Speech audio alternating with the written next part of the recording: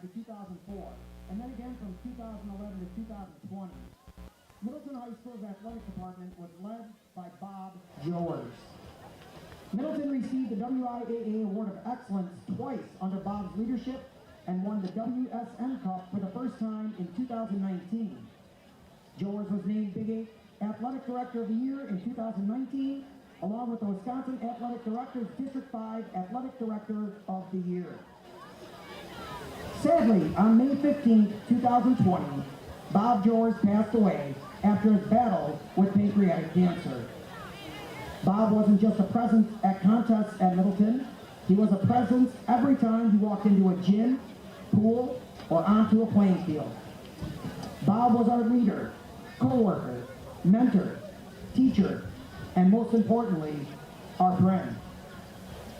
At this time, we ask that you stand together as a Cardinal community and join us in a moment of silence in honor of Bob Jowers.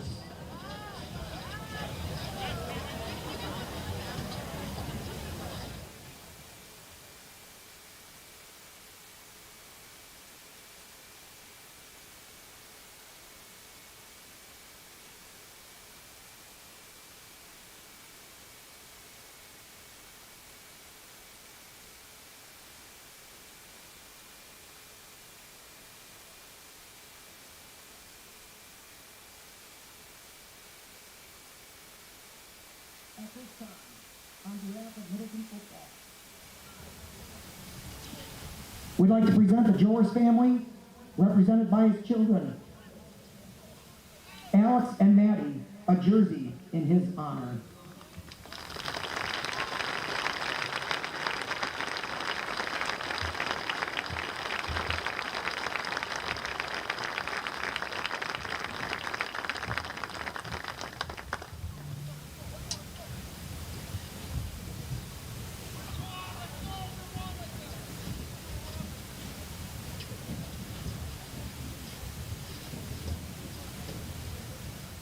How about one more round of applause from Cardinal Nation? Thank you.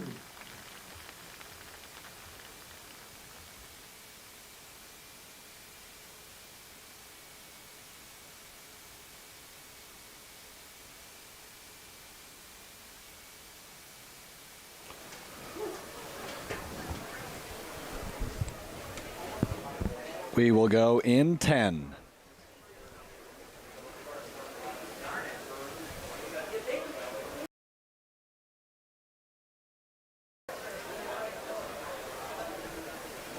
We welcome you to Otto Breitbach Field in Middleton as we bring you a matchup of two undefeated teams in conference play. It's the Battle of the Cardinals as Sun Prairie visits Middleton. It's Week 8 high school football action on Zimbrick Honda's presentation of Prep Mania, 100.5 ESPN, the ESPN app, and WisconsinOnDemand.com, the live video streaming there tonight as we get you set for a big one in the Big 8. How you doing, everybody? Happy Friday. I'm Alex Strofe alongside the Dean of Area High School Sports, the man, the myth, the legend, Mr. Dennis Semrau. Dennis, always good to see you, partner. How are you?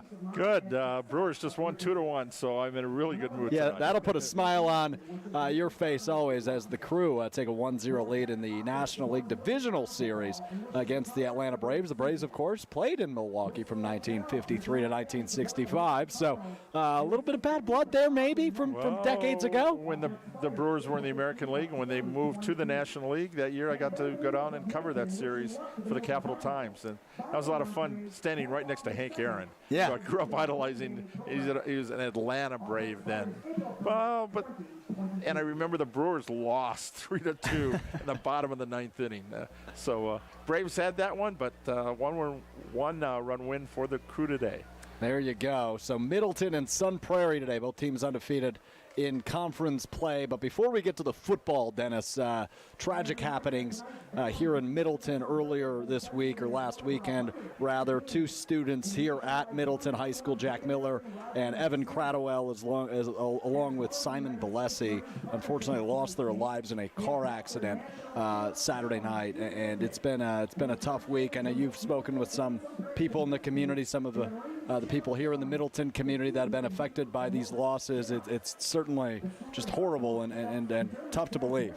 Well, there were 3 student athletes, 3 well-known ones. Simon actually was a student his freshman and sophomore year before transferring to Madison West High School, and was close to his Middleton friends. And Griffin Ward from the cross-country and track team spoke at a press conference earlier this week. He knew all 3 of them, and very touched. Some of the things that have been going on. The cross-country team yesterday was at a meet in Milwaukee, Wisconsin Lutheran Invite, and the varsity decided they were going to run JV, which is what Evan ran for the Cardinals for 4 years, and they were going to try to match his time of 19 minutes and 43 seconds.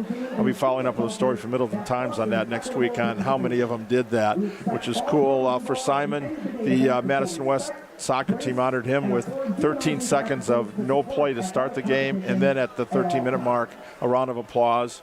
And I know the tennis team this week, they qualified for Team State. The girls wore red ribbons in their hair. I saw Tim Simon, the former head coach for Middleton, now an assistant for Pertzborn, with the number 3 and then the words "for you" on the back of the T-shirt he was wearing. And I know the girls golf team qualified for state. They're trying to become a 3 state what is it, 3 in a row, the trifecta. Trifecta, They dedicated their competition and sectionals on Monday to the student athletes. Usually for homecoming, which there's so much going on because of that West cancellation tonight, is parents' night, it's senior night, and it's homecoming. Yeah. And normally you have all these different events. Everybody class has a theme. Well, there's one theme: unity and remembering the past and bringing the alums and everybody together. Honor these 3 students we lost way too soon. Way too soon, indeed, Dennis. Well said. And our thoughts and prayers with the families and love. Essentially, the way I look at it, if my math's correct, this is essentially a conference title game here tonight in Middleton, Dennis. Yeah, it definitely is. And Sun Prairie did not lose in the spring. So right now they're riding a 13-game winning streak. Wow. And they've had their way. The Battle of the Cardinals has kind of been the way of Sun Prairie. They won both games last spring at Middleton, Sun Prairie 17-3, and then at Sun Prairie they won 38-14. They've won 5 of the last 6 and 12 of 18 overall. But whoever wins this one, you're probably going to see each other in the playoffs. It's happened a number of times. They've played first or second round. And they could end up in the first round, because if Middleton loses this one, they'd have 3 losses. This will be the first year there's electronic seating and no appeals. So we're going to be interested to see what the seating process looks like, because a week from tonight, we're ready for playoff football. I can't believe that. 2 weeks from tonight already. We've got one regular season matchup remaining on our Zimbrick Honda's Prep Mania schedule. And for tonight, this is Middleton's last game, because Madison East has canceled their last 2 games. Correct. They were supposed to play East, so East and West, thank you guys. 2-0 wins. But they're still going to the playoffs. Middleton will still be going to the playoffs. Well, how about Middleton on this 5-game winning streak? You mentioned one of them was a forfeit for Madison West due to health and safety protocols. However, Middleton in their last 4 games, if we don't count the Madison West one, has allowed only 18 points from their opponents. 2 shutouts in there, including a 55-0 win to start this winning streak back on September 3rd over Beloit Memorial, a 44-6 win over Madison Memorial a few weeks back, and last week a game we had here on Zimbrick Honda's Prep Mania, a 30-0 win over Verona. So Middleton really rolling at the right time, Dennis. Yeah, they are. Unfortunately, they're going to be tonight without Elijah Gray, number 1, their senior tailback, who was ejected from the Verona game last week. And he has to sit out 1 game, and unfortunately it's senior night. But Bryce Falk, a sophomore, who in the first game of the season had 3 fumbles, and kind of maybe the varsity jitters or whatever, but last week he showed that he's a capable number 1 back. He's only a sophomore, so this could be the starting tailback here for the next couple of years. He's coming in averaging almost 6 yards a carry and 6 touchdowns. Well, you mentioned it. Falk only a sophomore. So is Gabe Passini, the quarterback. It's all about the sophomores tonight, as Middleton really does run a rush-first attack. So Bryce Falk going to get the majority of that workload tonight with Elijah Gray out. Gray has 10 touchdowns on the year, 9 rushing, 1 receiving. So certainly a blow to the Cardinals of Middleton, that is. Yeah, it is. It's tough, but and Middleton loves to run the football. We saw that last week against Verona. 10-play, 92-yard drive to open the game, and they scored. 9 of those plays were running plays. And that's, Sun Prairie's going to have to worry about stopping that run. But for Middleton, the more successful they are, Gabe Pacini is only starting his third varsity game as a sophomore. Last week he was 4-7 with an interception. So you want to be able to keep the pressure off him. If you can run the football, then he can throw when you want to, not when you have to. Exactly. Let's flip sides. Let's go over to Sun Prairie. They are absolutely dominant. One of the top teams in the state, 7-0 on the year, 5-0 in Big 8 play, and they just keep rolling. They have 4 games where they've scored over 50 points or more, and 2 more where they've scored 48 and 49 respectively, Dennis. I mean, this team is as good as it gets in the state of Wisconsin. Yeah, the Associated Press poll, there's a vote or 2 for Sun Prairie, and one of them is mine. I know Franklin's really good. They got an outstanding quarterback who's going to be coming here to play for the Badgers, but I just love what Sun Prairie can do offensively and defensively.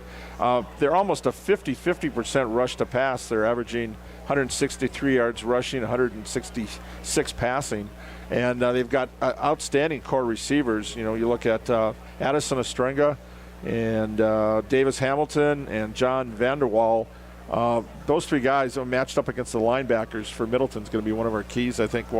See how Middleton does. And if they can run the ball effectively, you look at the stats for Sun Prairie, they're obviously skewed because when you're getting all these blowouts and running clocks, they played, was it River Falls a couple weeks ago to get a game, and it was a full game, and it was a 21-6, and people are going, well, yeah, it's the first time these guys have played a full game. They need that before the playoffs. So that test was crucial for them.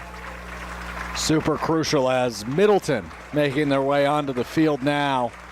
The big flag, and you can just see this place as everybody's on their feet, standing up collectively, holding the jerseys of the students lost earlier this week in a car accident. A surreal moment as it looks like Sun Prairie going to make their way over as well here at Middleton High School. This is what's great about high school sports. One year I was at Monona Grove, and a player from MG had been diagnosed with, his mother had cancer and was dying. The whole Stoughton team came over, gave them a game ball that had been signed. They were at the player's mom's funeral, and everybody through the conference that year had some special moment bonding with the other team. And this does not surprise me with Sun Prairie at all. When you look at what they've done in their community a few years ago with a tragic explosion, and they were able to honor the EMTs, fire department, and bring a community together. And so this is definitely Cardinal unity tonight. Doesn't matter if you're in Sun Prairie or Middleton. It's a special night for both teams. Yeah, it certainly is, and a hard night. But we are going to play football. Middleton and Sun Prairie getting ready to duel it out in essentially what is a Big 8 conference championship game tonight. Both teams undefeated in conference play. We are going to step aside from our mics, let you hear the presentation happening down on the field. This is Zimbrick Honda's presentation of Prep Mania on ESPN Madison. Their laugh that made everyone else laugh, and more importantly, their ability to make each of us feel special if we were lucky enough to get to spend some time with them. Our community lost 3 unique individuals, and we will remember them for their strong individuals they were and the values they stood for. Evan, Simon, and Jack will continue to be bright lights for each of us. At this time, we ask that you stand together as a Cardinal community and join us in a moment of silence to honor Simon, Jack, and Evan.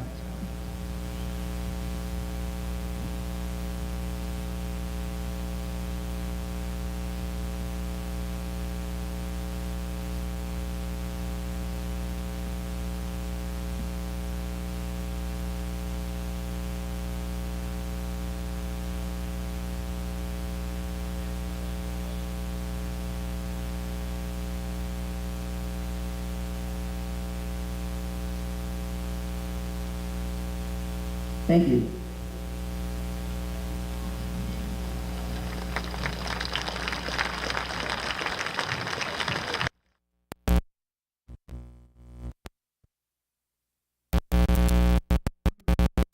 We ask that you remain standing and remove your hats for the singing of our national anthem, being sung tonight by Middleton's concert choir.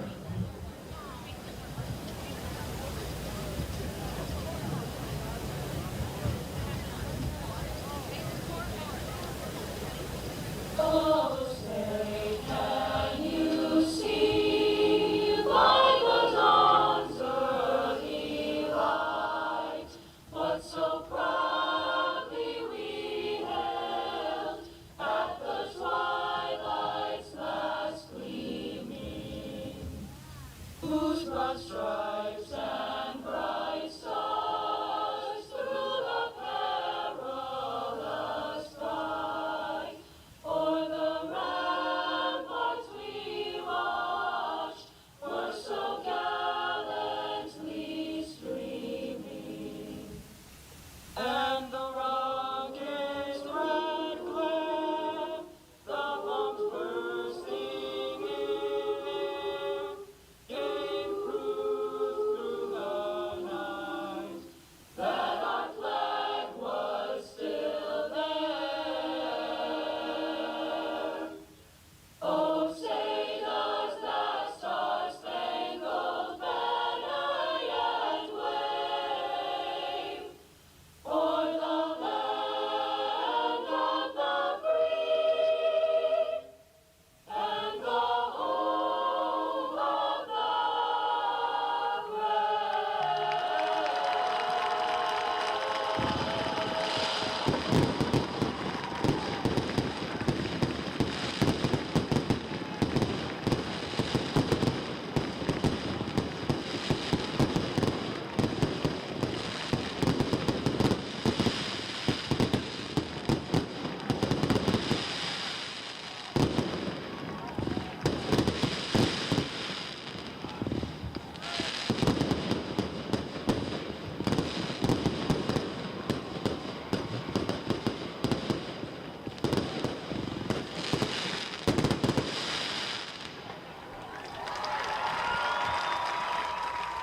It is just about go time from Middleton, Wisconsin, as the fireworks fly. I hope none of the neighbors were sleeping or didn't expect this.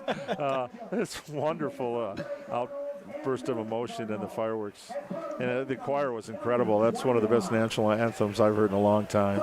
Yeah, the hairs are standing up on my arms, Dennis, in the back of my neck. Holy smokes, was that If you can't that was get amazing. ready for a football game on that, then realizing how special and you have to treasure life, and go out and you're playing a game. Go out tonight and have. And streaming exclusively tonight on Wisconsin On Demand, I want to tell you about our friends at Zimbrick Honda. For nearly 50 years, Zimbrick Honda has provided the Madison area with quality Honda vehicles. Tonight, facing the 5-0 in conference play Cardinals tonight. By the way, you're talking about Zimbrick Honda. Kendall Dahman, his daughter's going to state.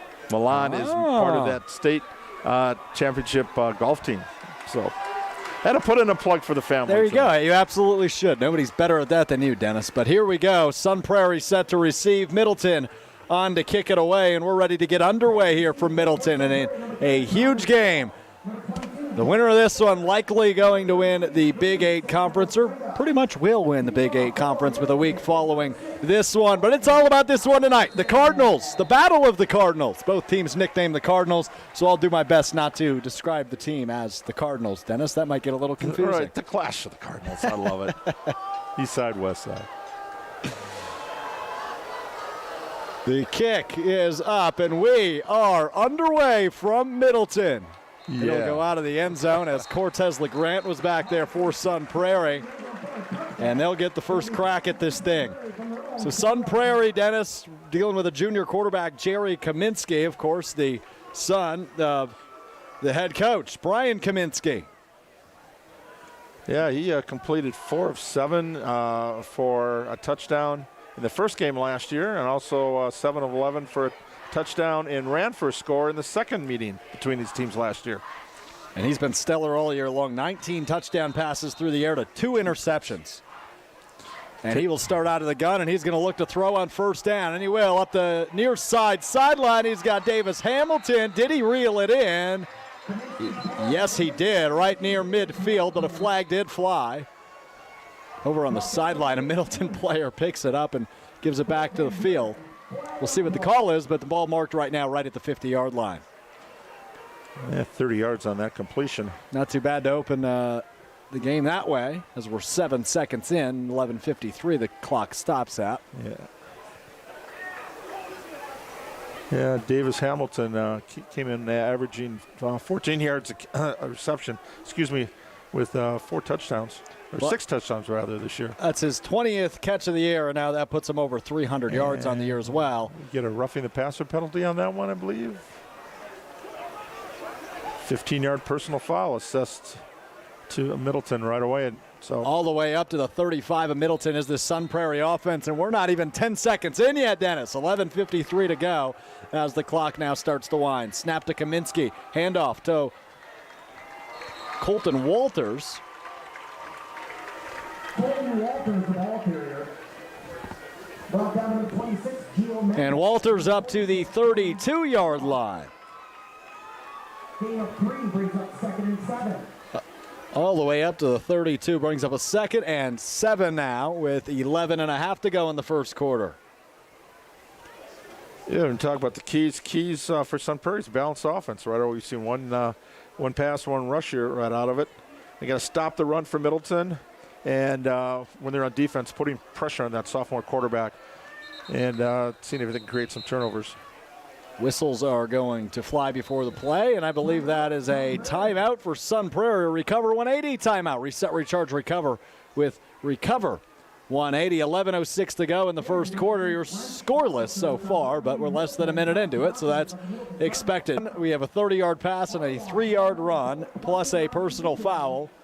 So we're up 40. Coming right out of the gates. You look what they've been able to do so far this year. 143 points to 20 in the first quarter of their games this year. Do not waste much time getting rolling.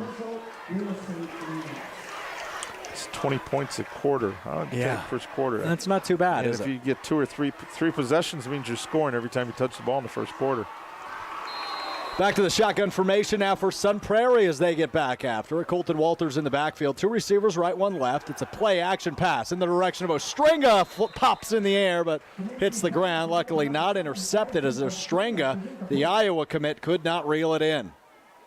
Brings up 3rd down now for the Sun Prairie offense. Yeah, we're actually going to have 2 Ostrengas playing tonight. Number 33, Sam, the sophomore younger brother of Addison, will be starting in the defensive backfield. They both were starting outfielders on that state championship baseball team last spring.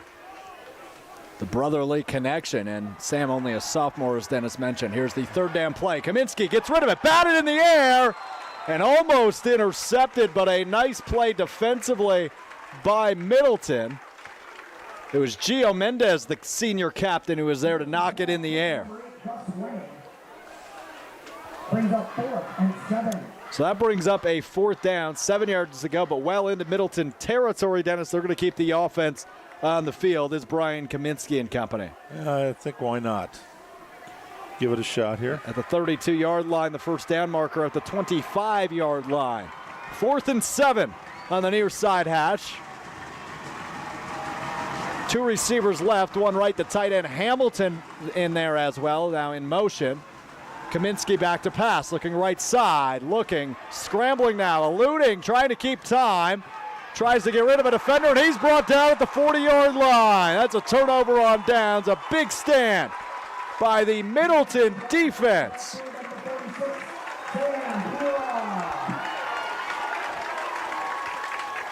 It was Sam Piloff there, the sophomore linebacker. Big stand on 4th down by the Middleton D. Yep, Piloff with the sack there. Kaminsky had nowhere to run. They'll take over on downs from their own 40-yard line. Nice field position here to start for Middleton. 10:46 to go. That was a loss of 8 on that sack there for Piloff. 1st down snap out of the gun to Pacini. He's going to hand it off to Falk. Bryce Falk, the starting running back tonight. As we mentioned a bit earlier, Elijah Gray, the usual starter for Middleton, out due to an ejection that occurred last week against Verona. Could not play this week. So Bryce Falk, a sophomore running back, will take a majority of the carries. Out of the gun once again, Gabe Pacini, the quarterback, also a sophomore. 2 receivers to his left. That's our near side, 1 on the top of your screen. Here's the snap to Pacini as Ballwig's in motion. And we've got a flag motion at the line of scrimmage. Now we'll go against Middleton, so they'll move it back here. We'll try again on 2nd down with 10:09 to go in the first quarter. Yeah, a lot of confidence in the offense for Sun Prairie to go for it this early in the game. Now their defense needs to come up and make a stand. Passini again out of the gun. Same setup. Two receivers near the bottom of your screen, one near the top. Now Ballwig in motion. The fullback. Here's the snap to Passini. He's going to drop back to throw. Looking right side. Going to gut it downfield. He's got a man at the 20, the 15, the 10. Touchdown, Middleton. Cole Tenney's runs that one in for the first score of the night, and Middleton goes on top 6-0 with 9:41 remaining in the first quarter. So much for pressure on the sophomore quarterback. He stood in there like a veteran and hit Tenyus in stride. That was incredible. 61 yards on that completion. It just gave him more space to operate that false start, right? Yeah, really. Owen Halverson on to attempt the point after.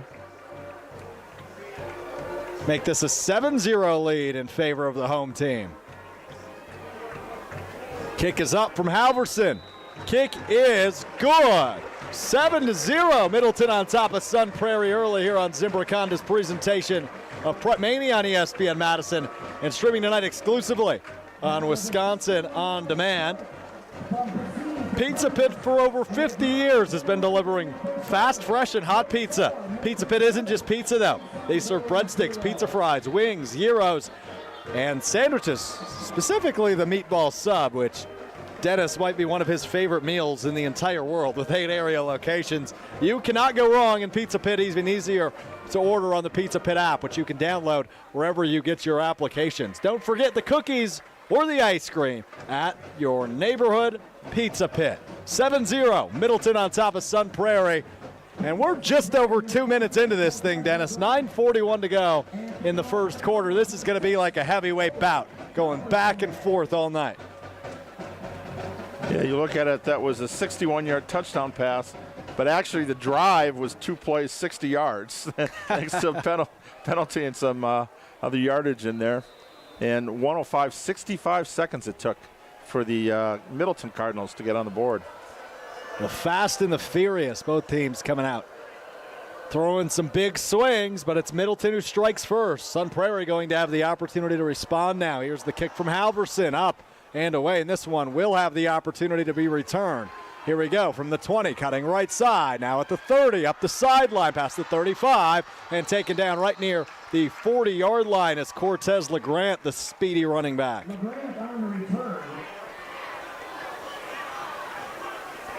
So great field position here now for Sun Prairie as they'll mark it right at the 40-yard line. That's where Middleton started their touchdown drive, their own 40-yard line, and that's where Sun Prairie will start this one. Ball marked on the near side hash. Sun Prairie working from our left to our right. White jerseys, black helmets, black pants, black numbering. Middleton in the maroon jersey and pants, white helmet. Here is the first down snap to Kaminsky. Handoff to LeGrant. LeGrant trying to create some space, but he's taken down for a big loss all the way back at the 36-yard line. Brought down by number 26, Gio Mendez. Yeah, Mendez with another play from his linebacker spot for Middleton. That was a 32-yard kickoff return for Cortez, but sorry, you're not going anywhere on your first play from scrimmage. He's going to stay in there next to Kaminsky, who's working out of the gun now. 2nd and 14 with 9 minutes to go in the first quarter. Snap to Kaminsky. He's going to drop back to pass on play action. Throwing over the middle for Hamilton. A one-handed snag past the 40-yard line. What a catch by Davis Hamilton as Sun Prairie now works into Middleton territory. 2 big ones. He opened the game with a 30-yarder. And what do we end up with that one? It looks like a ball marked at the 34. That looked very similar to their first big play, Dennis. 30 yards again. There you go. At the 34-yard line, back to work, first down. Handoff to LeGrant. He's got a whole right side up near the 32-yard line where he's wrapped up and eventually brought down by a pack of Cardinals. Yeah, Roman Fabrizio, number 14, was the first one to get to it there, but yeah, he had a host of Cardinals there. Is that what it is, host? Flock. Crew? Oh, flock of seagulls. We'll figure that out eventually as Sun Prairie Cute flock of seagulls. On second down now from the 32-yard line. Now keep in mind, this is where they were their last drive, and Middleton had a great defensive stand. Sun Prairie going to have another opportunity here, though. Snap to Kaminsky, handoff to LeGrant, and he's brought down right at the line of scrimmage, if not for a loss of one. This Middleton front really making a stand here early, Dennis. They've looked really solid. And Fabrizio Roman there with the stop again. That was a loss of one on that one.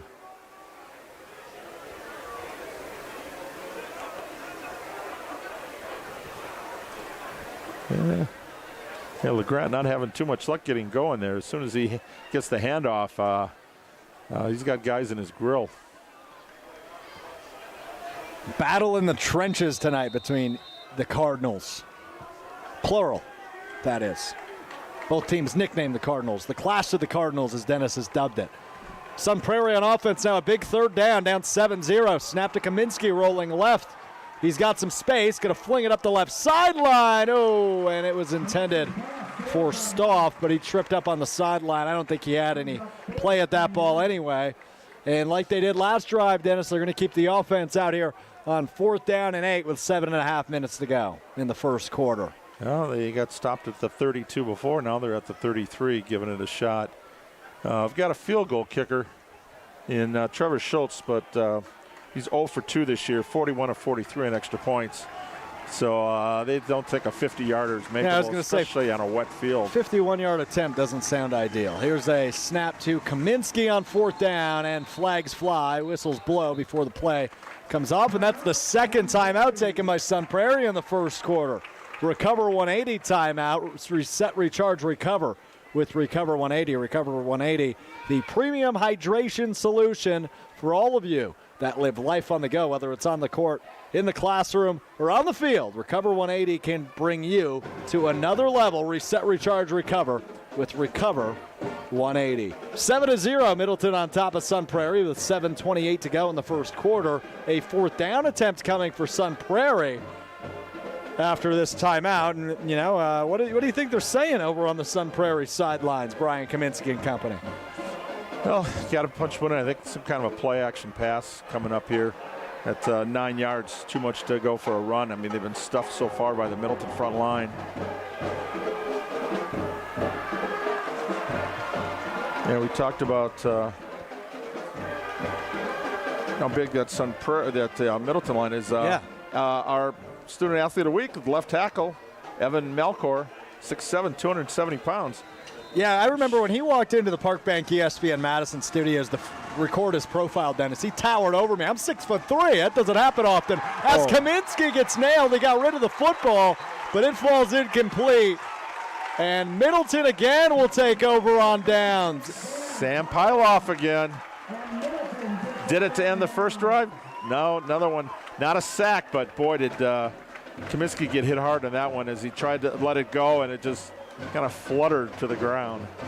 So Middleton will go back to work with a 7-0 lead from their own 33-yard line, looking to add on to it. And it's never too early to remind you Middleton will receive the second half kickoff as well. 7:24 to go in the first quarter. They've already got a 7-0 lead. It's the Cardinal team that their first 2 games they lost, but Bayport and Wanakee, 2 of the better teams in the state. And they've just improved tremendously since those first 2 games. And 2 sophomores leading the charge for their offense, and quarterback Gabe Bassini and running back Bryce Falk. Here's the snap to Bassini out of the gun.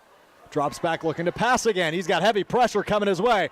Lofts it up on the near side sideline, but falls incomplete as he overthrew his man, Caden Klubertans. Addison Ostrenga was there with some heavy pressure for Sun Prairie. That was a good shot, but no avail. You got to take those every once in a while. Here and there, right? Yeah. Here and there you go. First down, go for it. And boy, if you can get that, would have been a 67-yarder. You get a strike like that. Now you're going to have to grind it out here for the next couple of plays. Get behind the big offensive line for the Cardinals of Middleton. There you go. Out of the gun, Bassini, handoff to Falk. He does go behind the big line of Middleton, and he's going to fight forward for solid gain all the way up to the 36 or 37-yard line. Yeah, as we talked last week, that line averages 6'2", 279 pounds. Jack Alexander, Seth Davis. We got Kevin Spahn, Jackson Mefford, and Alex Cooley from left to right. And that's a formidable force right now. All the way up to the 39, Dennis, is where they'll mark this one. That's a good second down, six yards on a second down call. And it brings up 3rd and 4. Passini again out of the gun. 2 receivers to his right, 1 to his left. Play action now. He's rolling right. Looking to throw, and he does over the middle, but way overthrows his man, intended for tennis, but falls about 15 yards ahead of him. So that brings up 4th down and brings out the punting unit for Middleton. Looked like he was throwing a post pattern, and tennis was running about a 15 and slant. So kind of miscommunication maybe on that route. Halverson doubles as the kicker and punter for this team, so he's out to punt it away this time for Middleton. 2 back for Sun Prairie. Colton Walters. Yeah, he's averaging just a shade under 40 yards a kick. Sam Ostrenga also back there, Dennis, in return coverage. Uh-oh, but Sun Prairie jumped there, and it's 4th and 4, which makes it 1st and 10. So the punting unit comes off, and the offense comes back out as Middleton will get to extend this drive. On their home field, on their homecoming, and they're already up 7-0.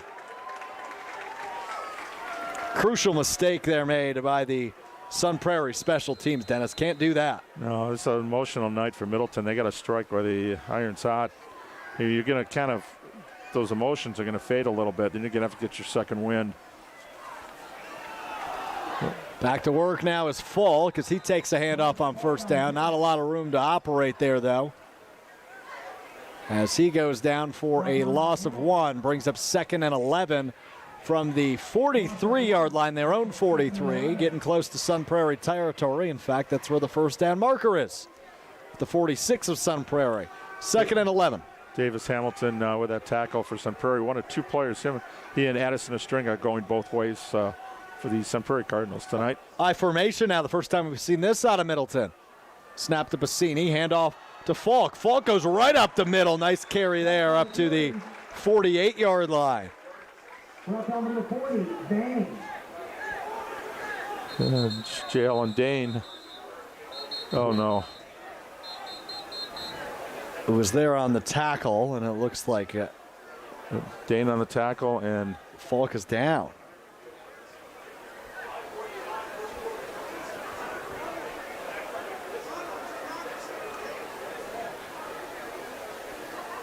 Five minutes and 46 seconds to go in the first quarter from Middleton, as the Cardinals of Middleton on top of the Sun Prairie Cardinals 7-0 right now.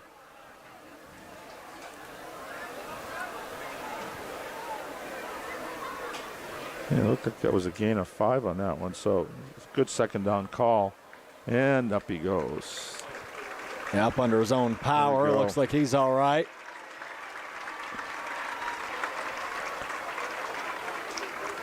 And might have had the wind knocked out of him. Grabbing his chest. Yeah, he's got to stay out of play. Got the injury timeout. Here on 3rd down. So, just to run through it, now that Falk goes to the sidelines, look like he is all right, thankfully. But they're already out without their number 1 running back in Elijah Gray. Now without Bryce Falk here on 3rd down. So in comes Garrett Ballwig, the 3rd running back. Passini looking to throw, though. Nobody home. That brings up 4th down from midfield. And the punting unit again will come on for Middleton. Another one for Tennyson. It wasn't even close there. I'm not sure. Maybe the pressure got to him a little bit, but that was, I think, just a little turnaround pattern, and he was throwing it to the sidelines where only Sun Prairie Cardinals are habitated right now. Habitating. Nicely done there, Semra. And another punt for Halverson. Halverson on to punt it away. Same guys back. Walters and Ostrenga. Whoa. Oh, and he muffed the punt. He still got it off. It's actually a pretty good punt.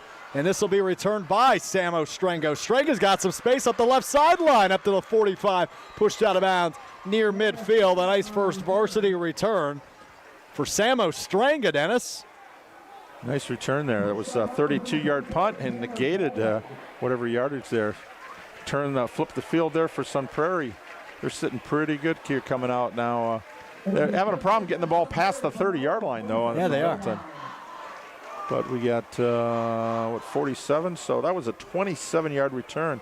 Just a +5 on that punt. Wow. That is not good for the Middleton Cardinals.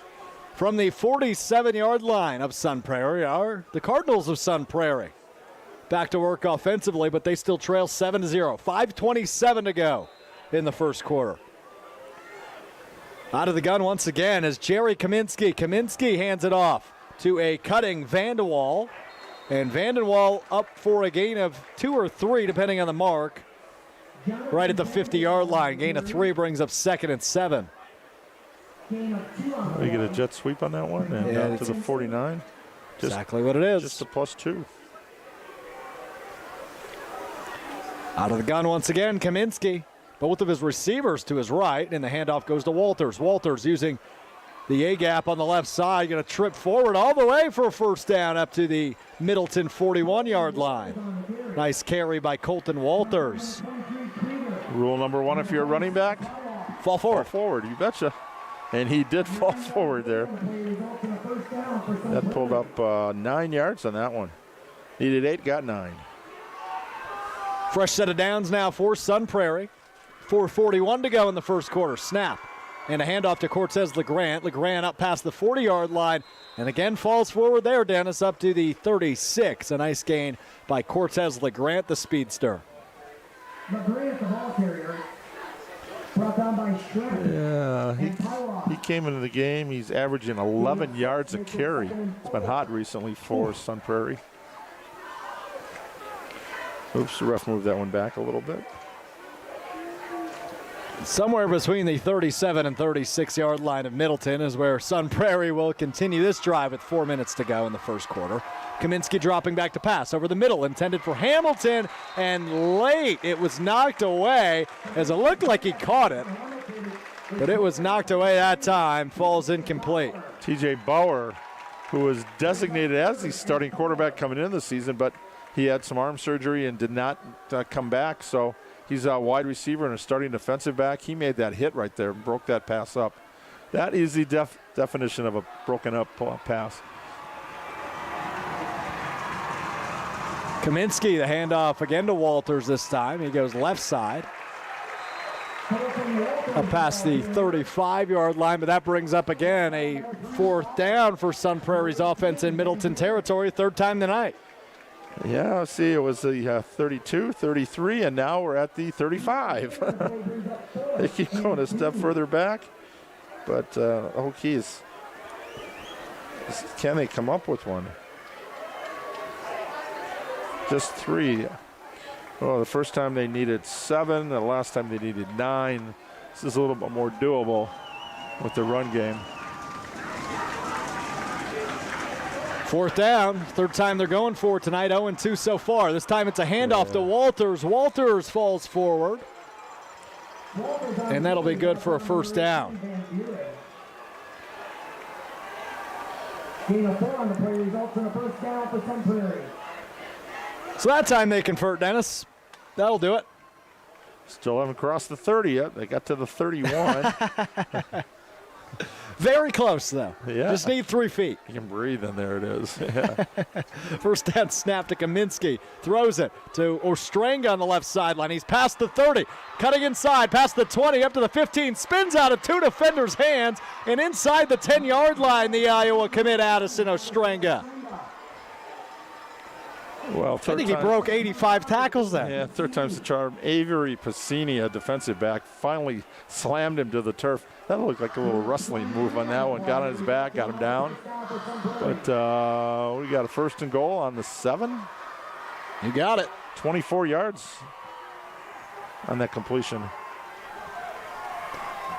Scoreboard says the 8-yard line, so we'll use that. Snap to Okay. Kaminsky, throwing for the end zone. Caught, touchdown, Sun Prairie as Addison Ostrenga reels in a touchdown to make this a 1-point ball game. As Sun Prairie responds, now down 6-7, awaiting the point after attempt. 8-yard touchdown pass. There you go with Kaminsky's 20th of the season. Wow. And extra point away from being tied. I mean, we're talking Aaron Rodgers level efficiency with Jerry Kaminsky, the quarterback of Sun Prairie this season. 20 touchdowns, 2 interceptions.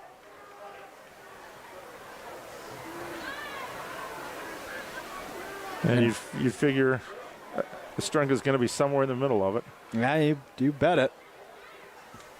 As that's Ostrenga's 5th receiving touchdown of the season. Trevor Scholl's on to attempt the point after. He's missed only 2 all year, and his 42nd make is up and in for Trevor Scholl of Sun Prairie. And we've got ourselves a tie ball game with 2 minutes and 25 seconds to go in the first quarter. 7-7 between Sun Prairie and Middleton.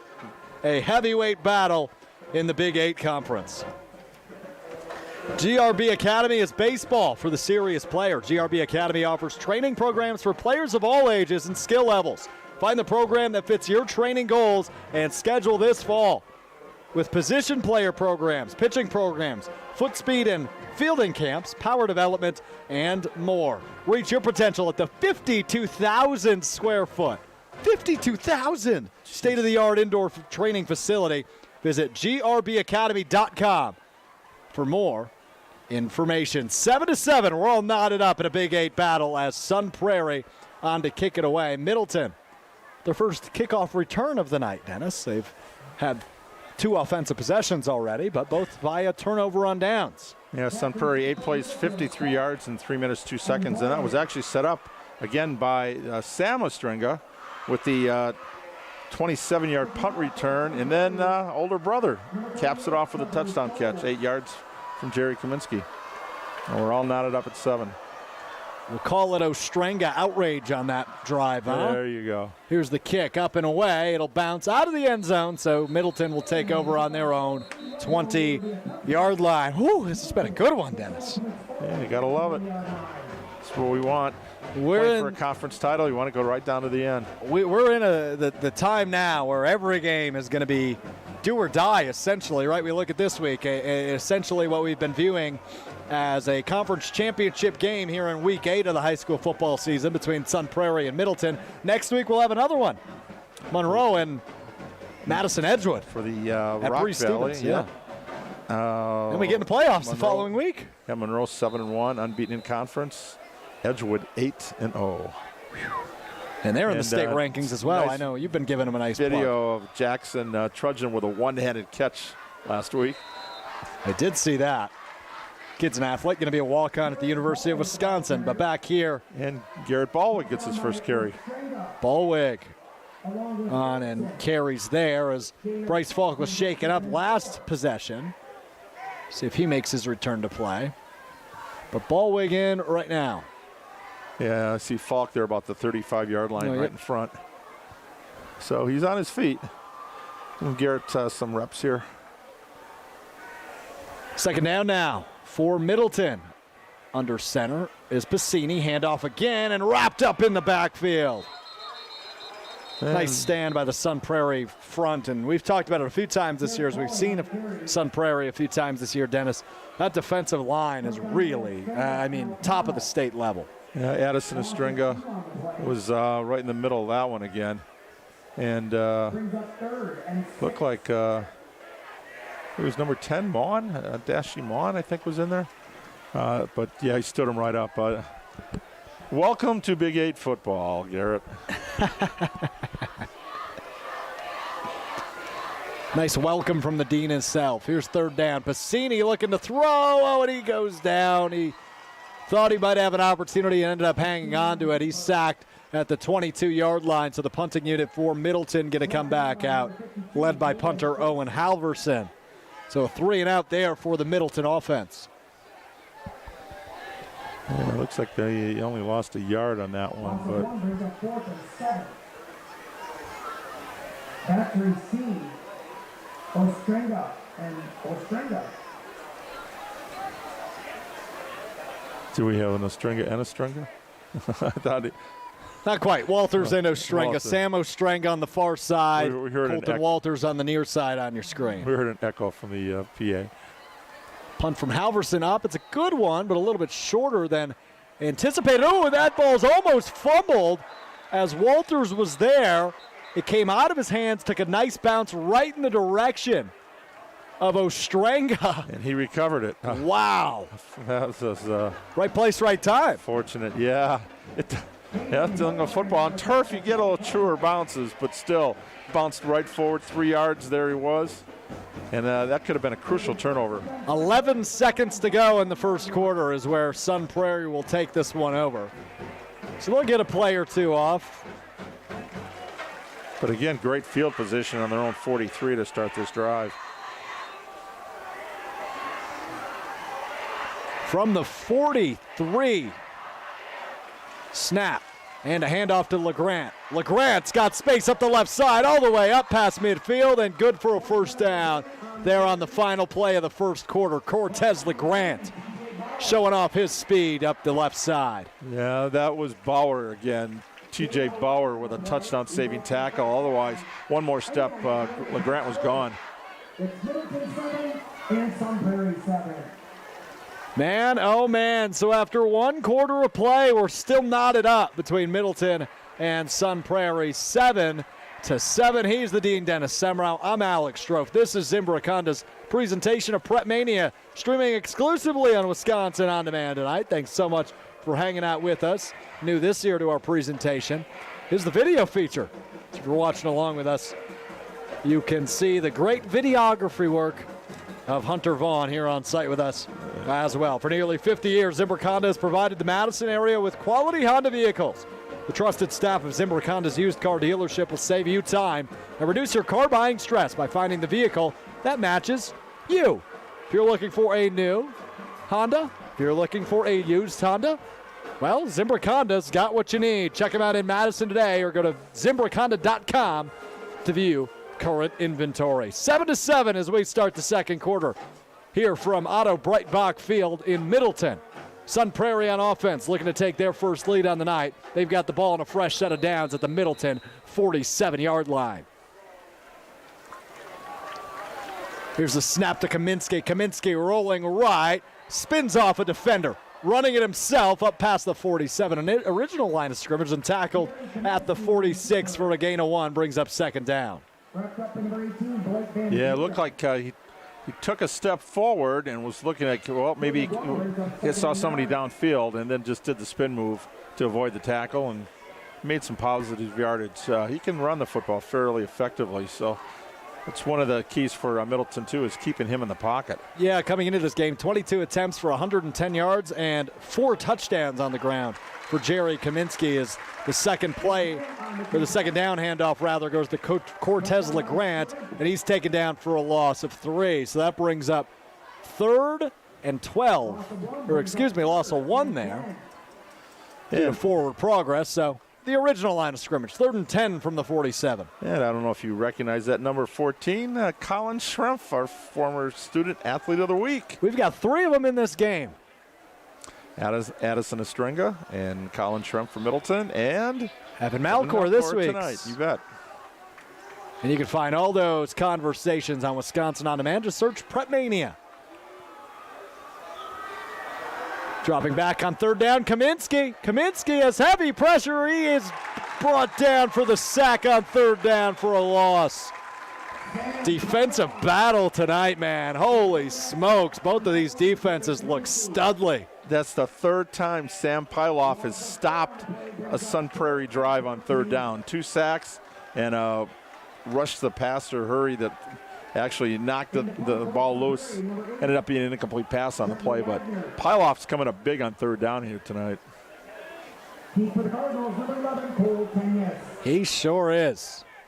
10:03 to go and counting here in the first half as the punting unit out for Sun Prairie for the first time tonight, Dennis.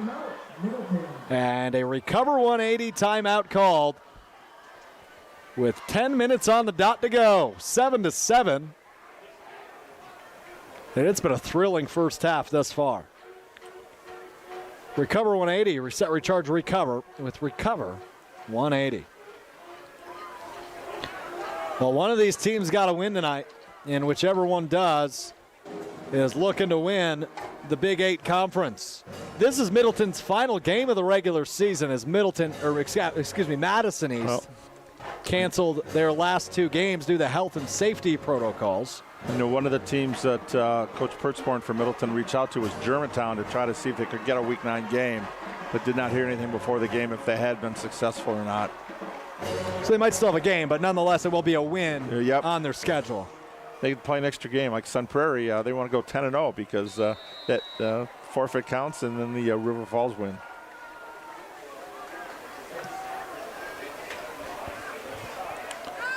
Sun Prairie will see Verona in their final game next week. And a flag flies after the punt attempt. There's Trenton Wagner on the punt. And Middleton seems very happy with that.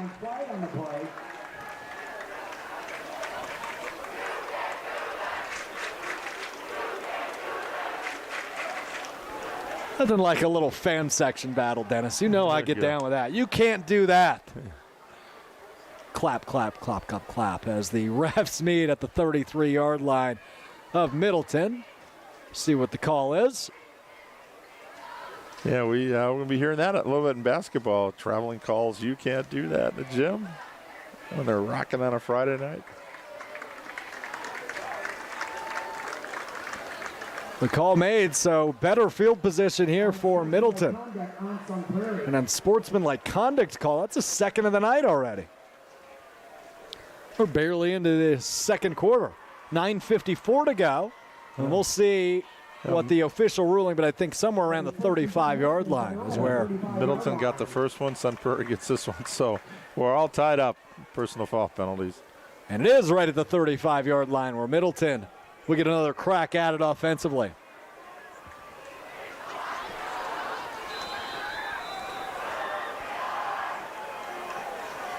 Little diamond formation here for Middleton's offense. No receivers out there. A handoff on first down. Fighting forward for a gain of a couple there for Bryce Falk, who's re-entered the game. Brought down by Davis Hamilton and Michael McMillan.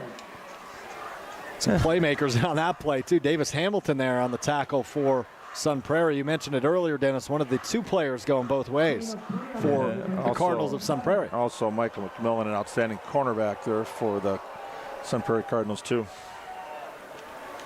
Second down from the 38-yard line for Middleton. Handoff again to Falk, and Falk will fall forward up near the 40-yard line. Brings up third down. It seems like Middleton on this drive, Dennis, is just stuck to the ground and pound through their first 2 plays. But Gabe Piscini over talking to Jason Pertzborn, the head coach, going to get the play call. Yep, 3rd and 3. Opens up your options here, but yeah, that was the strategy last week against Verona. Ground and pound. And but you got a big play receiver in Tenyas. And again, the same formation here for Middleton on third down with 3 yards to go. Snap to Piscini, who's under center. Trying to draw him off sides again. A long call here. And a timeout called by Middleton. Both of these teams really using all of their timeouts here in the first half. Each team with 1 left, and that's a Recover 180 timeout. Reset, recharge, recover with Recover 180. 8:22 to go in the first half. Each team has 1 left. Well, we know that final minute will go faster, right? No doubt. And we know it's going to be a long halftime tonight. Yes, it is. Lots of people to recognize as they're mixing in a lot of special events here tonight at Middleton. It's homecoming, so we'll likely see the homecoming court. We'll see a pep band, which, Dennis, I gotta say, I think this is the best pep band we've seen all year. They did a bit pregame. They're right here in front of us in the student section. You can probably hear them faintly in the background as they play. Yep. Seven Nation Army is what they're playing right now. I don't know, they've got a good one. And their conductor's wearing a Giannis jersey for Unity Night. There you go. Dr. Robble and the ortho team at Stoughton Health can help you get back in the game. From student athletes to weekend warriors, the ortho team at Stoughton Health is there when you need them. Learn more at stoughtonhealth.com. Stoughton Health, creating excellence together. Here's the third down snap and handoff again. And nowhere to go there for Bryce Falk. And basically scrum again. Oh, that was actually 30. Yeah. Yes. Wagner and number 35, Gain. No gain on the play, brings up 4th and 3. Garrett Ballwig there in the carry. Nothing. Ballwig seeing some time tonight, as mentioned, the top running back. Elijah Gray can't play tonight for Middleton. He was ejected from last week's game against Verona, as was a player from Verona. And Elijah Gray has to sit out one game due to that. That's got to be a tough one. As you know, a lot on the line in this one. He'll be hungry for the playoffs, I guarantee that. Snap low to Halverson, but punt is up and away. Going to bounce once at the 27-yard line, bouncing again at the 24. Oh, and a nice roll all the way back at the 10-yard line of the game. 7:24 to go. Now it just means now for Sun Prairie, you got to go 90 yards to get that statement drive. We saw Middleton go 92 on their first drive last week. He's the Dean Dennis Semrau. I'm Alex Strofe. This is Zimbrick Honda's presentation of Prep Mania live from Middleton High School. As Sun Prairie back on offense now. Jerry Kaminsky, the quarterback, scrambling in his own end zone, throwing down the near side or the far side sideline intended for Vanderwall, but falls incomplete on first down. Cole Tenyas there with a breakup on the play, who Coach Pertzborn says is the best player in the state. He loves him. One of the few guys that never leaves the field. Rushing, we've seen a couple. I don't know if he's carried the ball this year, but good receiver, defensive back. He's played some special teams too. Wait for that punt return tonight. Yeah, he's got a few of those, doesn't he? 5 on the season, is it? 4. We saw 5 last week and they took it away. That's right. That's what it was. Second down now. Kaminsky out of the gun. Throwing. No, he got tackled. Ball came out. It's picked up. Touchdown, Middleton.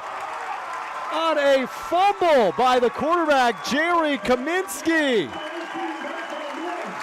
Blake Van Buren, the captain, picks it up and scores on senior night. As Middleton regains the lead, 13-7. Second week in a row, fumble recovery. Had one last week against Verona, but this one's big. This is the biggest one of his career in be able to pick it up and about 2 yards in? He picked it up about the 2-yard line, Yep. I think, and just, wow, step into the end zone. Kaminsky was panicking as pressure, the pocket really collapsed on him. Tried to get rid of it, it was knocked away, and Blake Van Buren there to scoop it up and score and regain the lead for Middleton. Point after's up and good, 14-7. Your score with 7:11 to go in the first half. My, oh my, have the Cardinals of Middleton been impressive tonight on their homecoming. Yeah, and a captain on senior night. He'll remember this play for the rest of his life. You're hoping that you just can be a playmaker, get a chance, one, to play on your senior night, but to make an impact right there for the defense. And Middleton's offense have been kind of struggling here the last couple of series, so that might give them some life. UW Credit Union's online and mobile banking goes above and beyond with top-rated service and security that exceeds industry standards. Explore innovative and intuitive ways to manage your money anytime, anywhere. UW Credit Union's in-house team of engineers and developers create digital banking solutions designed for you. Learn more at uwcu.org. 14-7, the home team on top as Middleton scores defensively that time. Blake Van Buren, the name to remember, a scoop and score to regain the lead here mid-second quarter. 7:11 to go.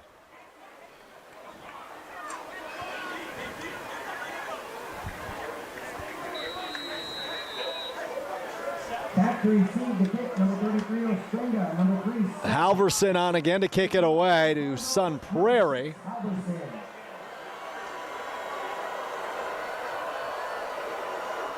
What a game. Kick is up and away. Back there is Cortez LeGrant. Bounces off his knee, picked up by Sam Ostrenga. He goes up the far side sideline past the 30-yard line, and he's brought down. That's a second kick where Sam Ostrenga has picked up a fumble by one of his teammates, a loose ball, if you will. And he's been the savior in his first varsity game on special teams. That he has. When you look on the field there, it almost looks like snow, the way the light's hitting the rain on there. Kind of a omen what we got coming up. But Sun Prairie's having a kind of tough time hanging on the football there.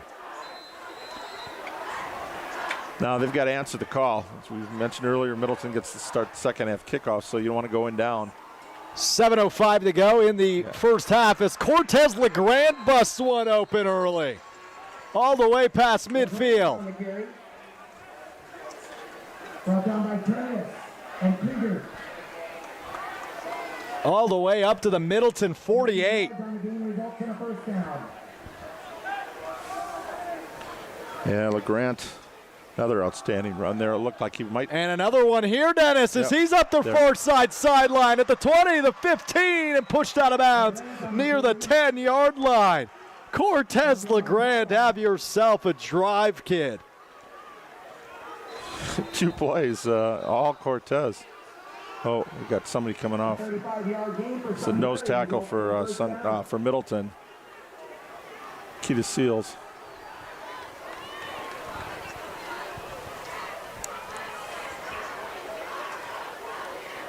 That's 52 yards.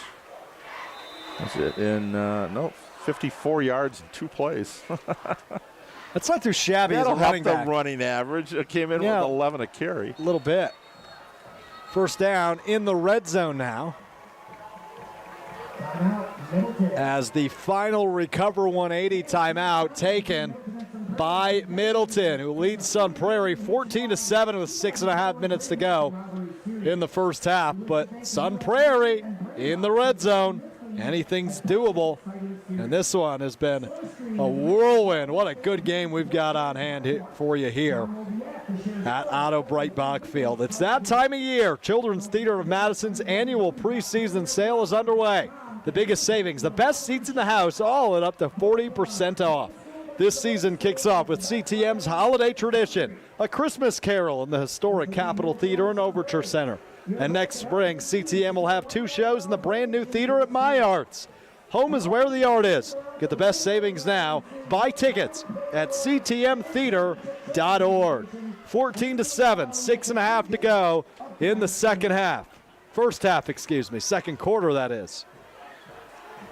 Yeah, Cortez LeGrand, 6 carries for 12 yards. His last 2 for 54. Yep, I think he's got that average up now. Here's the first down snap. Handoff again to LeGrand, who fights his way in the dog pile. But he's going to fight his way for a gain on first down. And to give you any indication of how intense this game is and this rivalry is between Middleton and Sun Prairie, the Great American Rivalry Series is here tonight. Me and Dennis both given an MVP ballot, as the MVP will potentially win a scholarship from the Great American Rivalry Series. Here's the second down handoff. This time to Walters, and Walters is inside the 7. Up to the 7. Brought down by Madigan and Van Buren.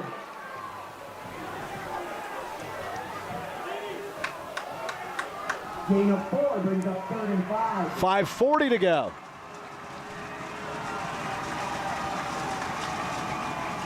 Snap to Kaminsky, handoff to Walters, who's inside the 5-yard line. But that's going to bring up 4th down. Brought down by Bauer and Van Buren. And the first down marker is still available. Yep. So they actually mark it at the 5. First down marker is at the 3. Gain of 2 brings up 4th and 3. Big play here for Sun Prairie, who trails by a touchdown. 5 minutes and counting to go in the first half. Here's the 4th down opportunity. Snap to Kaminsky. Handoff to LeGrand. LeGrand spins, and he's in for a touchdown. Cortez LeGrand makes this a 1-point game, 13-14. As Sun Prairie strikes back after a defensive score by Middleton. Trevor Scholl's out to attempt the point after and knot this one back up with under 5 minutes to go in the first half. Yeah, LeGrand 4 of the 6 carries on that drive and gets to punch it in. He did most of the work, so he deserves to get the 6. Kick is up. Kick is good. 14-14 with 4:53 to go in the first half. What a game we've got going here in the Big 8 championship game. At this time, we're asking for the members of the Cards Court. You may head on down to the north end of the track. If you can see Assistant Athletic Director Mr. White, you can join him once again. Zimbrick Honda's presentation of Prep Mania, streaming exclusively tonight on Wisconsin On Demand. Appreciate you watching along with us. Because this might be the best game in the state tonight, Dennis. There's a couple good ones going on, a couple good ones in our area as well, but this tops the list. Everything we could want.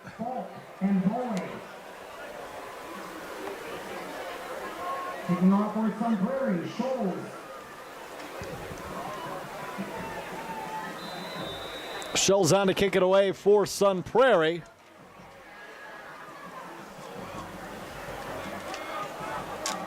And Middleton on to return.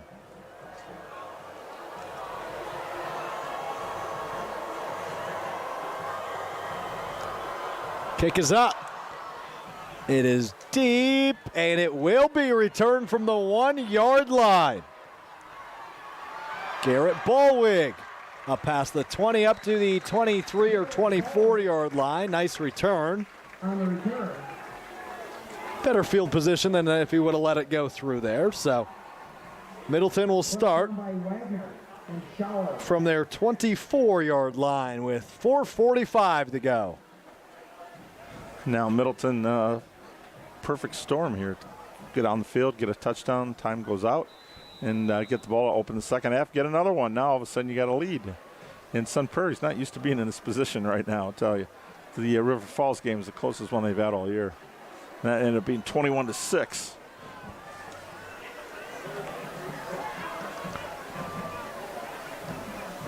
Here is the pitch. Oh, and a reverse, a trick play here as Tennis has the ball now. He's running up the near side, but a huge loss there on a little trickeration all the way back inside the 15-yard line. Yeah, credit Brandon Hernandez, the defensive back, with finally wrapping that one up. But it's a loss of 11 yards there, Dennis. He had nowhere to run and nowhere to hide.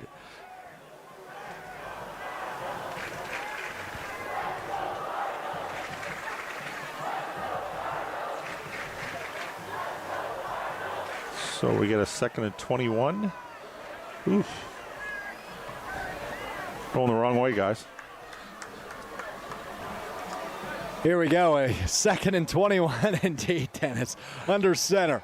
Rolling and sacked at the 5-yard line by J. Allen Dane. Brings up a 3rd down. J. Allen Dane. There we go.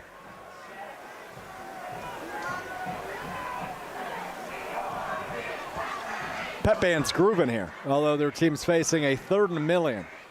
What was 21? What is it now?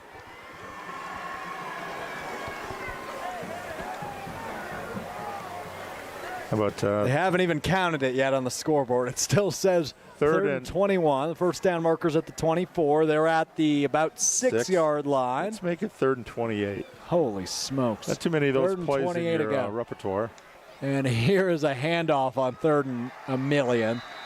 Not much room to go, so that brings up 4th down, and the Middleton punting unit should keep in mind that Sun Prairie does have 1 timeout remaining as well.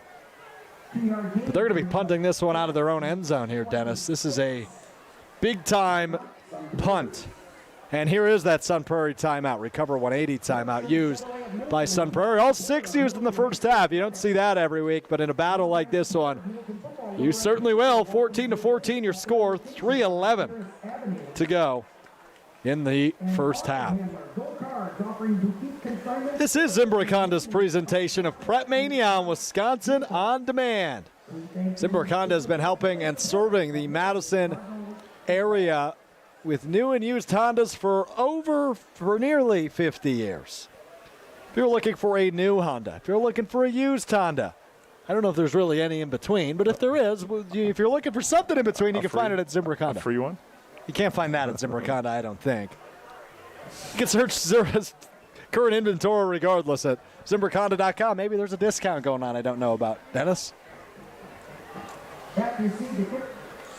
He's the ever hilarious Dennis Semrau with me. I'm Alex Strofe, live from Middleton High School. 3:11 to go in the first half. I just spent the last 24 hours at the coaches clinic for the WBCA basketball, so if I'm a little squirrely tonight, you know why. You're hanging out with Shaka Smart, the new head coach at Marquette. Yep, and Brian Butch, the polar bear. Polar bear. A former Badger, one of my favorite players. Here's the low snap, but the punt is off, and it's a good one. Returned by Ostrenga at the 42. This is Sam Ostrenga past the 35 as he sheds another tackle.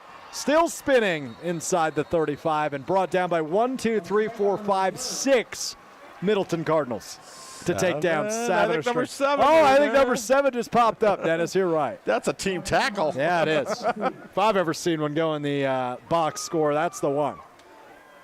Yeah, 33 yards on that punt, and I'm impressed with Sam Ostrenga so far here. Showing a lot of courage on returning some of these punts, taking care of the football. You know what else he's shown is speed. Oh, yes. I think that's why he's in that position. That certainly helps. Another sophomore. Great field Which position. Sun Prairie will he be at next year? That's a good question. Snap to Kaminsky. Kaminsky dropping back. Heavy pressure coming. Gets rid of it. And Middleton's sideline wants an intentional grounding flag, but they're not going to give it. Justin Wenning with the pressure. Brings up 2nd and 10. Connor Stoff was in the area, so we'll give it to him. Brings up 2nd down from the 39. Gus Wenning there with the quarterback pressure on that one. He was hungry looking for dinner. What you say? I got a quarterback. Oh, that's grounding. Come on. You know those linemen hate that when the quarterbacks get away with it. It's what they think anyway. Under 3 minutes now in the first half. Snap to Kaminsky. As he drops back, throwing over the middle. Got Hamilton. Hamilton sheds a tackle inside the 30-yard line. Ball came out. And that is recovered. Now, did the turf by cause Middleton, the fumble? I think that might be the case. They have not made. Oh, and they do make the official ruling. Middleton's got the football. With 2:47 to go in the first half, another turnover by the Sun Prairie offense. Huge break. Great field position for Sun Prairie. Nice little completion there. And ball comes out, and now Middleton staves off. Touchdown, and now they get the ball back and see what they can do with a 2-minute drill. My, oh my, what a game this has been.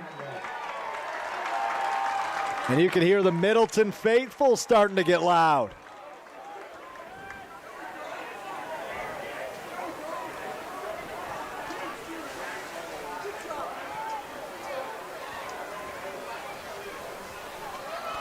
Here's the first down, snap.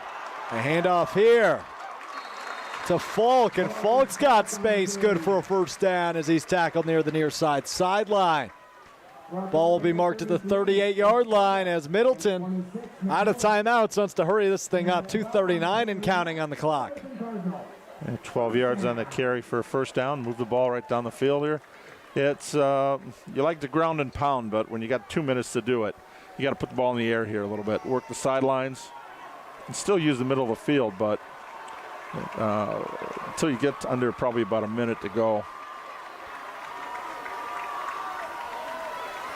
Handoff again to Falk here.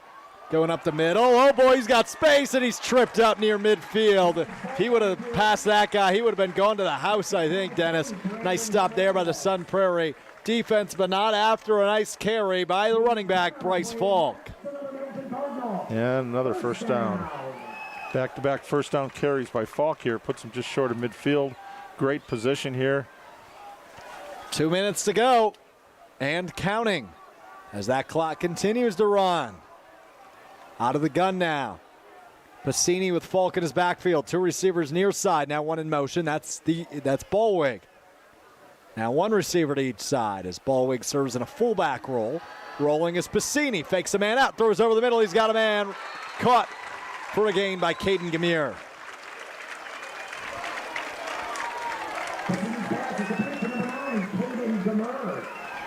Good completion over the middle to the 46, so pick up another 6. 1:20 to go in the first half. Handoff to Falk. Falk spinning when he's hit big, and now taken down eventually for a loss, but forward progress will put it at about the 46. Brought down by Ham and Wagner. So basically nothing, right? You got it. Under a minute now, because Middleton would love to tack on a score before the half. They do get the second half kickoff as well. So this thing could look real good if they can have it their way with 40 seconds to go. I formation, 2 receivers left. Under center is Passini. Passini dropping, throwing, caught the tennis. At the 39-yard line is where he's brought down. And we've got 30 seconds to play in the first half. Michael McMillan there in the tackle. I was just looking to see isolated, just a little square out pattern. Be able to pick up some yards and a first down. I formation, he'll just down it there with 23 seconds on the clock. The spike comes for Gabe Passini.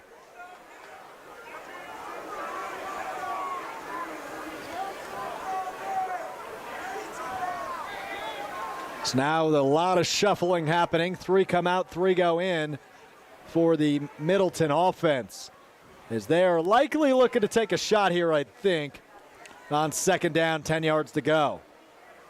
Got to keep in mind, though, only 23 seconds on the game clock and no timeouts. So likely 2 plays if you can't get out of bounds. Snap to Passini, dropping back, throwing, has Tennis. Tennis up the near side sideline. He'll get out of bounds at the 30. 18 seconds, only ran 5 seconds off there. It's a veteran move by Cole Tennis, the stud wide receiver. As Dennis alluded to earlier, Jason Pertzborn, the head coach of Middleton, says, yeah, he's the best player in the state, man. He just likes his all-around ability. I'm wondering why he's not getting more recruiting looks right now, because the guy's a playmaker from the time he steps on the field to the time he steps off it. Which doesn't happen a whole lot, for the record. That'd be a 47-yard field goal attempt right here for Halverson at this point. Passini, heavy pressure, and he's taken down at the line of scrimmage, the 30-yard line. As the clock continues to run, 9 seconds, 8 seconds, 7 and counting. They've got to get to the line of scrimmage quick. 3 seconds and a spike with 1 second on the clock. But that's it. That was 4th down. He just spiked the ball on 4th down. Rutrow. So Sun Prairie's going to have an opportunity here. Yep, that was a 3rd and 1 call, and when he got sacked, that was 4th down, so he had to run a play off. And they spiked it, and that ball goes over and downs. Oh, now they're saying the clock ran out. As the offense for Sun Prairie came out, the defense for Middleton came out. They're saying never mind. Yep, it's halftime. Go to halftime. Oh, we're tied at halftime, Dennis. It's 14-14. What a game we've got brewing here in Middleton. Any early takeaways for you? Turnovers, 2 costly turnovers for Sun Prairie. Otherwise, they'd be up in this game, I think. Middleton taking advantage. Not only were there 2 turnovers, one led to an immediate touchdown. And that's the difference in the game right there. Middleton's hanging in there against the number 2 team in the state. A lot of emotion tonight, a lot of heart, and it's homecoming. And they're trying to break our streak of the homecoming team losing 3 weeks in a row. Yeah, We've had it the last 2 weeks. And the Middleton Cardinals say, They don't want to be part of that streak. They want the good Cardinals, not the bad Cardinals. That's what one of the coaches said. We're the good Cardinals. They're the bad Cardinals. He's Dennis Semmer. I'm Alex Struff. This is Zimbrick Honda's presentation of Prep Mania, the Force. You are loopy today. That basketball conference has you all sorts of loopy. We're going to step aside. We'll come back in a little bit. Oh, you're always having a blast, especially when you're hanging out with me. We're going to step aside, and we'll come back, recap what we saw in the first half, preview what's to come in the second half, and we'll keep on rolling on in the Clash of the Cardinals, 14-14 at halftime. This is Zimbrick Honda's presentation of Prep Mania on Wisconsin On Demand.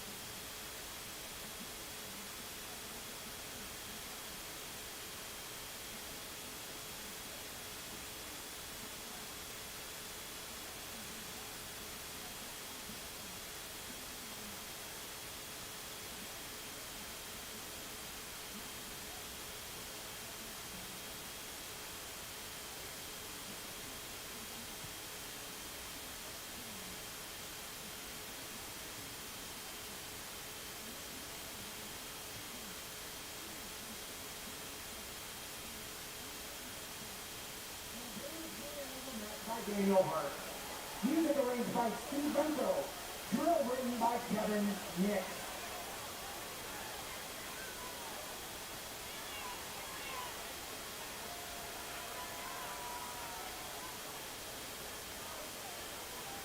Drum majors Will Bush and Cheyenne Ellison. Is your band ready?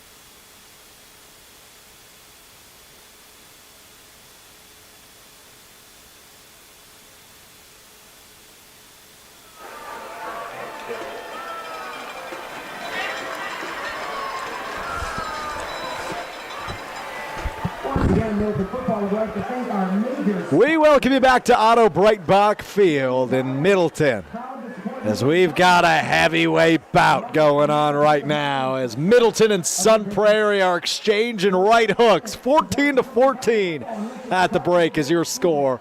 Middleton will receive the second half kick. How you doing, everybody? Alex Strofe alongside the man, the myth, the legend, the dean of area high school sports, Dennis Semrau. And I've never seen Dennis so excited. It might be the lack of sleep he's had from being at the WBCA conference up in Wisconsin Dells the last few days. But I know he's been excited for this matchup for several weeks, and it is certainly coming through as we've got a tie game at the break. Dennis, it's been a tale of two sides, really. Sun Prairie has done some very uncharacteristic things for them. 2 turnovers in the first half. They've got to clean those up if they want to win this ball game. Yeah, one of them cost them a touchdown, and we saw that nice score by Blake Van Buren. Second week in a row he's recovered a fumble. This time picked it up and ran it in for a score. Right now, my early candidate for player of the game, for our MVP, has got to be Sam Pyloff for Middleton. Yeah. On third down so far, 3 sacks and a quarterback hurry. And the quarterback hurry, the ball was almost picked off. He hit the quarterback so hard, the ball fluttered up in the air, and lucky it wasn't picked off. So the Middleton defense has made some outstanding plays. 2 fumbles, though, for Sun Prairie. Got to take better care of the football. They were able to come out, though, and hook up. You had Jerry Kaminsky hooking up with Davis Hamilton on a couple of long plays up the middle, but they didn't go back to that a couple times, and maybe they're saving something for the second half, but that was one way to exploit the defense. I thought Sun Prairie might be able to exploit Middleton linebackers because of that core receivers, and the running backs can catch the ball out of the backfield as well. But Middleton's shored up pretty well there. Again, Pyloff doing a great job, and then Van Buren is one of the captains. No doubt about it. And what Dennis refers to, he says the MVP. And, well, we occasionally give out an honorary game ball here on Zimbrick Honda's presentation of Prep Mania. We actually get to place a ballot today. The Great American Rivalry Series is in town for this one. So before the game, the representative from the Rivalry Series came up to us and said, "Your media, here's a ballot."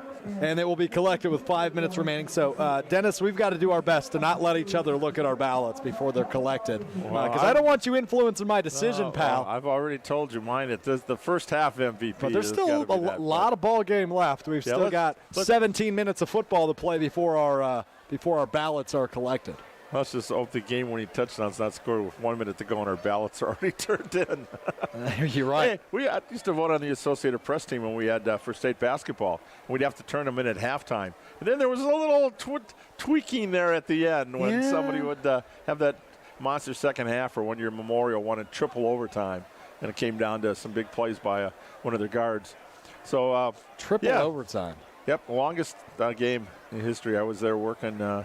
I'd covered the Division II state championship game, written a game story, and came back out, and the late Tom Mulhern from the State Journal was covering that D1 game, and we went past deadline. He's just trying to file and write stuff, and I'm helping him out doing play-by-play and then pulling quotes. And oh my goodness, it was a rush.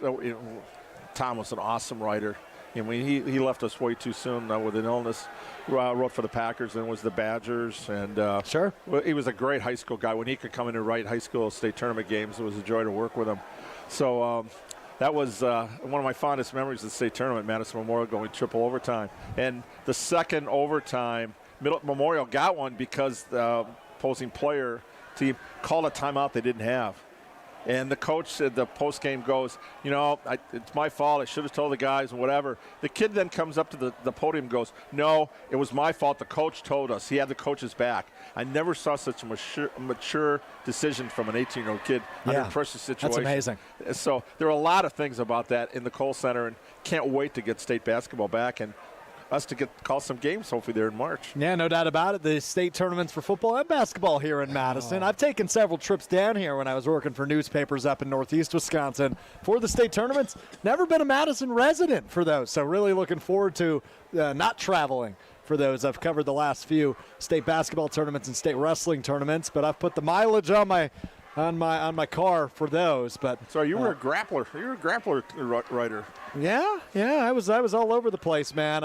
Being in Northeast Wisconsin, the only state tournaments they hold up there are they hold what am I forgetting about? Volleyball at the Resch Center, girls basketball at the Resch Center in Green Bay. But just about a lot of other things either in lacrosse or here in Madison. So put a lot of miles on. But, when you've got a lot of miles on your car, maybe you need a new one. You can head over to our friends at Zimbrick Honda. For nearly 50 years, Zimbrick Honda has provided the Madison area with quality Honda vehicles. The trusted staff of Zimbrick Honda's used car dealership will save you time and reduce your car buying stress by finding the vehicle that matches you. Check out current inventory right now at ZimbrickHonda.com. Well, we're just about ready to get underway for the second half. Middleton will work from our right to our left, and they will start with the football as Trevor Scholes and the Sun Prairie special teams on to kick it away. He's Dennis Semrau. I'm Alex Strofe. Hunter Vaughn with us as well, running the video stream. Strap in, because we've got a good one. Tie game, second half. Big 8 championship on the line. Here we go. Kick is up and away. And it will be returned from the 4-yard line. Up past the 15. Ooh, and that's where he's wrapped up, right at the 15-yard line. And that was Garrett Ballwig. Notice they kicked away from Tenyus. He's not going to get anything on special teams there. Sun Prairie, unlike Verona last week, kicked to him twice and returned that one punt for 80 yards, got called back. But he's a game breaker. Now, great field position for Sun Prairie with Middleton back there inside their 20. Cardinals of Middleton are going to have to get a first down or two to get a little comfort zone here. 11:53 on the clock in the third quarter, and we are ready to go.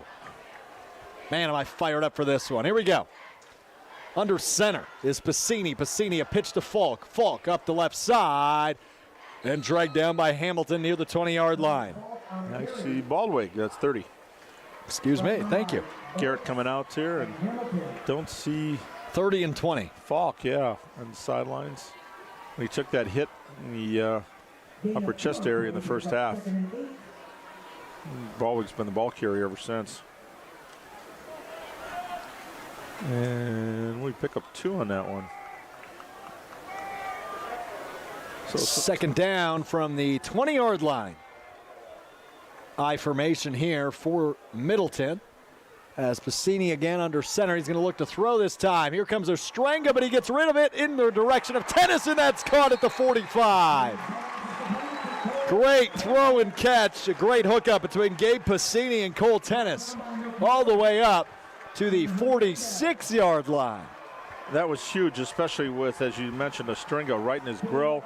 Got hit, but he stayed in the pocket and was able to get that step and get enough behind the pass to make that completion. Now, this is the second week in a row, Dennis, we've seen Middleton. I've been impressed with the progression, it seems only in 2 weeks, by Gabe Pacini, the sophomore quarterback for Middleton. When we think about his coach, Perchmore, said he didn't start playing quarterback till last spring. Wow.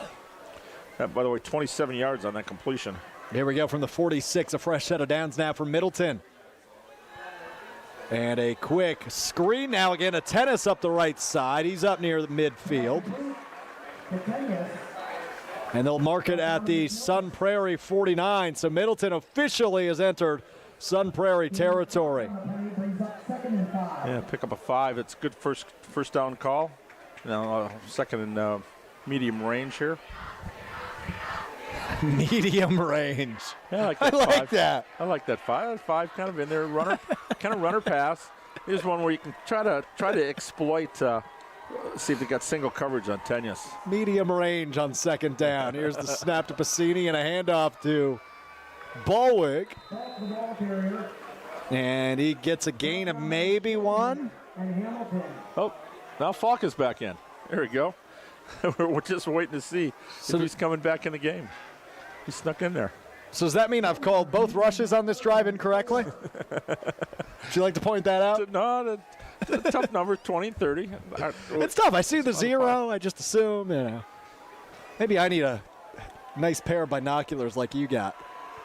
Here's the third down snap now for Middleton. Pacini out of the gun. He's going to run it right side. He's got the sideline and the first down, and he goes out of bounds in front of the Sun Prairie bench. Nice carry and nice awareness by the sophomore quarterback, Gabe Pacini.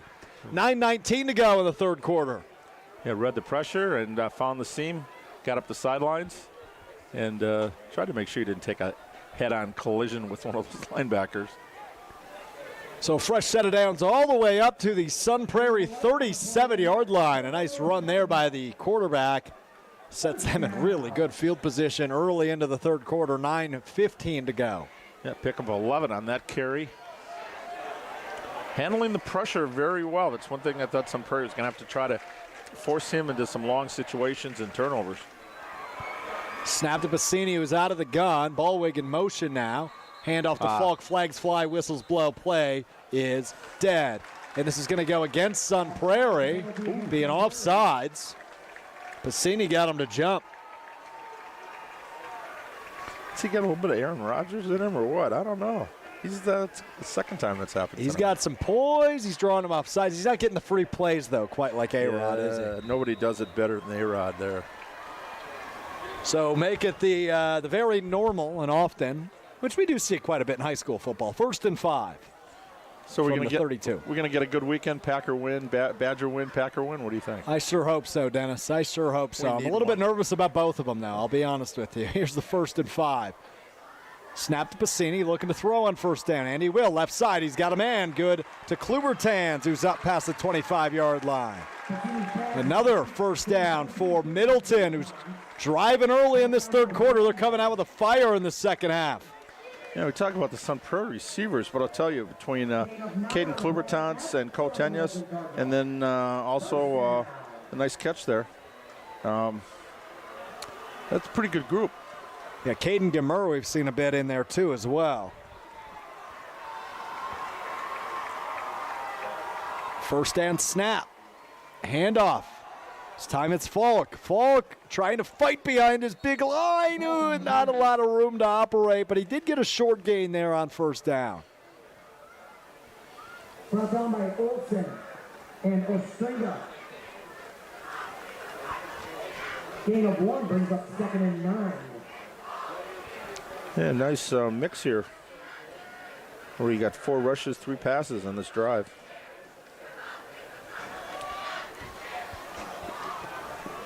Eight minutes to go in the third quarter. We're tied at 14. Here's 2nd and 9 from the 22-yard line from Middleton.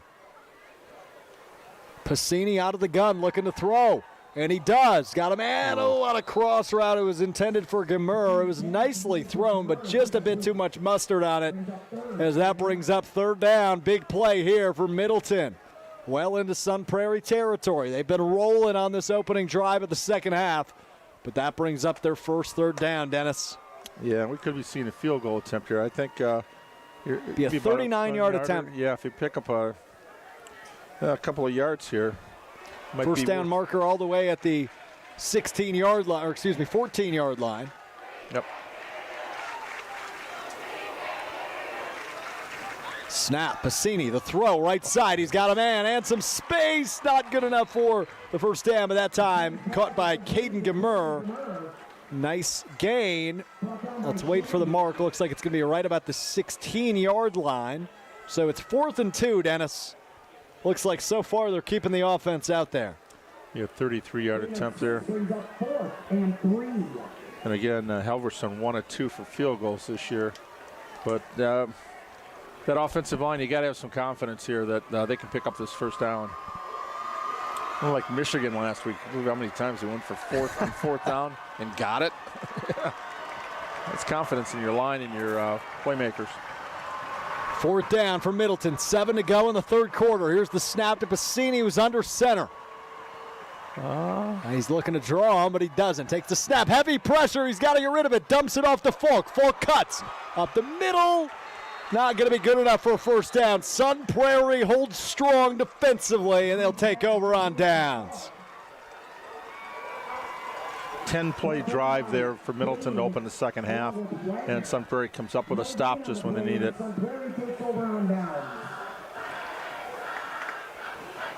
That is a long drive, and how much time to eat up on the clock? Just over 5 minutes. About 5 minutes, yeah. 6:48 to go in the third quarter now. So they ate up some time, but no points to show for it. This ball game remains tied as Sun Prairie takes over on offense. Yeah, that play got zipped on it, so. Sun Prairie has not held a lead in this game. First down snap is a handoff. It's Colton Walters up past the 20. Nice gain there on first down. Makes it second down, 5 yards to go. Yeah, pile off again with another tackle there. Your MVP. Yeah, all around. Love linebackers all around the ball. Second down, and this time it's the Cortez LeGrand who's up, taken down at the 25-yard line. So makes it a 3rd and 2. Yeah, pretty close there. LeGrand on the carry.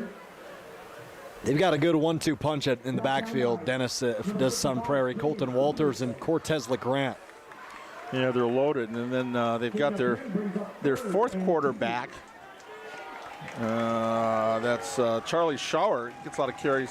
And J. Allen Dane has only had 3 carries this year. LeGrand on 3rd down. He's up near the marker. And it looks like the referees will say first down as LeGrand inches past the first down marker. Fresh set of downs now for the Sun Prairie Cardinals. Gain of 3 on the play results in a first down for Sun Prairie. Yeah, we mark it at the 28. Looks like. You got it. From the 28-yard line, their own 28 that is. Working from our left to our right is Sun Prairie. Snap to Kaminsky. A flip to Vandenwall on a reverse. And not a lot of room to operate, but a flag does fly in the backfield. The direction that Vandenwall was running. Brought down by Shrimp. Yeah, get a hold. Flag on the play. Colin Schremp was there for the tackle, one of our former UW Credit Union student athletes of the week.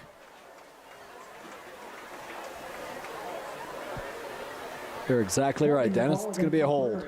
Yep. In that vicinity, you had to figure. So, first down, though. How far back? Whoa. Let me just say first and long. Don't want to say first and forever.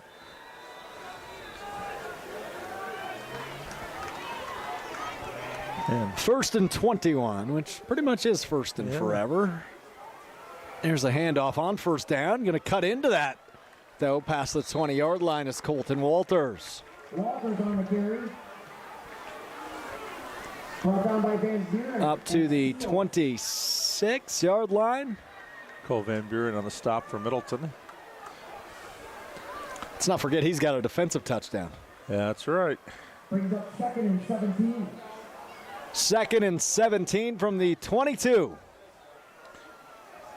Out of the gun now is Sun Prairie. Kaminsky going to drop back, looking to throw. Pressure coming. Dumps it off to Ostrenga. Ostrenga cuts it inside, in between the hash marks. Tripping, still fighting forward, all the way up to the first down marker. I think he had somebody riding him for a piggyback for like 5 yards, Dennis. Yeah, that he did. That is a Division I recruit. Yeah, he's an Iowa commit. It is Addison Ostrenga. Fights his way forward for a first down at the 39. Needed 17, got 18 on that play. At least half of it on his own. Little wide receiver screen to the left there and followed his blockers and then made sure he did the rest his own. Snap and a handoff to LeGrand here on first down. LeGrand, I mean, he is like a blur when he runs, when he gets open field, man. Wrapped up by Van Buren. There's your pound and ground right there. Up to the 43-yard line. It's a gain of 4, brings up 2nd and 6. From the 43-yard line, nearing midfield. The first down marker's at their own 49. Yeah, I think this game could go down to 1 turnover. First one to make a turnover. First one to flinch. Both teams are showing ability to move the ball, but we'll see if Sun Prairie can punch it in here. Sun Prairie again out of the gun here. Jerry Kaminsky, the junior quarterback, with Cortez LeGrand, the junior running back, in his backfield. Kaminsky going to throw, though.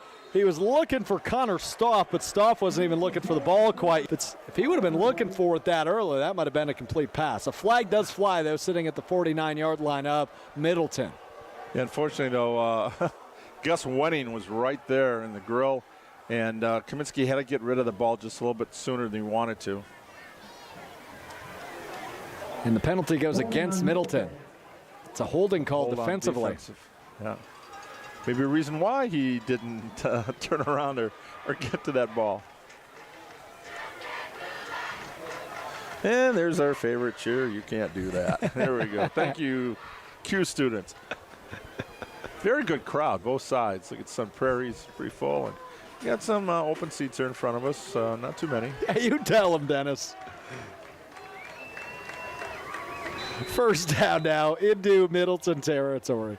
Swear, there's nobody better in this business than Dennis Semrau. Kaminsky throws over the middle. He's got Hamilton. Hamilton working it up across the left numbers, past the 30, up near the 20, where he's pushed out of bounds. A great play by Davis Hamilton, the senior. All-state baseball player. He can play a little bit of football, don't you think? Yeah, listed as a quarterback linebacker. Starts at tight end, I believe. No, I think more of a wideout slash tight end. Kind of a hybrid? Yeah, hybrid. Well, you know, a baseball player's got to be able to catch, right? So just recruit baseball players to put out at those wideout spots, and he's a good one. Yeah, getting to play for his dad one more year and see if the Sun Prairie Cardinals can double up that state tournament. Yeah, go back to back. Hamilton's got 6 receiving touchdowns on the year. He's one of Kaminsky's favorite targets, but he's got plenty of them. Snap to Kaminsky out of the gun. Looking left side, and that falls incomplete, actually off the back of a Middleton defender. There's 3 minutes and 15 seconds to go here in this third quarter. Just flying by. Each team only, I mean, this is Sun Prairie's first offensive possession in the quarter. Middleton's only had one themselves. Both taking a lot of time off the clock with this ball game remaining tied at 14 each, Middleton and Sun Prairie. The Big 8 championship game is pretty much the only way to view this one. Snap to Kaminsky, a handoff to LeGrant. LeGrant working it right side. He's got space past the 15-yard line and dragged down near the 11. You give him half a second, he's another 5 yards down the field. And guess who on the tackle? Number 46, Sam Pyloff. Chasing him down there. He gets the corner. Cortez is gone, but Pyloff's got to have 10 tackles tonight, I swear. He's been a beast. Ball's on the near side hash. It brings up third down, 1 yard to go from the 11. Out of the gun once again is Kaminsky. He's got Walters, and that's where he's going to give it to. Walters trying to fight forward for that yard. He's going to get it, and maybe another one up to the 9-yard line. T.J. Bauer had the legs there, got him stood up, and Middleton couldn't quite fill fast enough to keep him falling forward. Looks like he got what he needed there. Yep. First and goal from the 9 for Sun Prairie.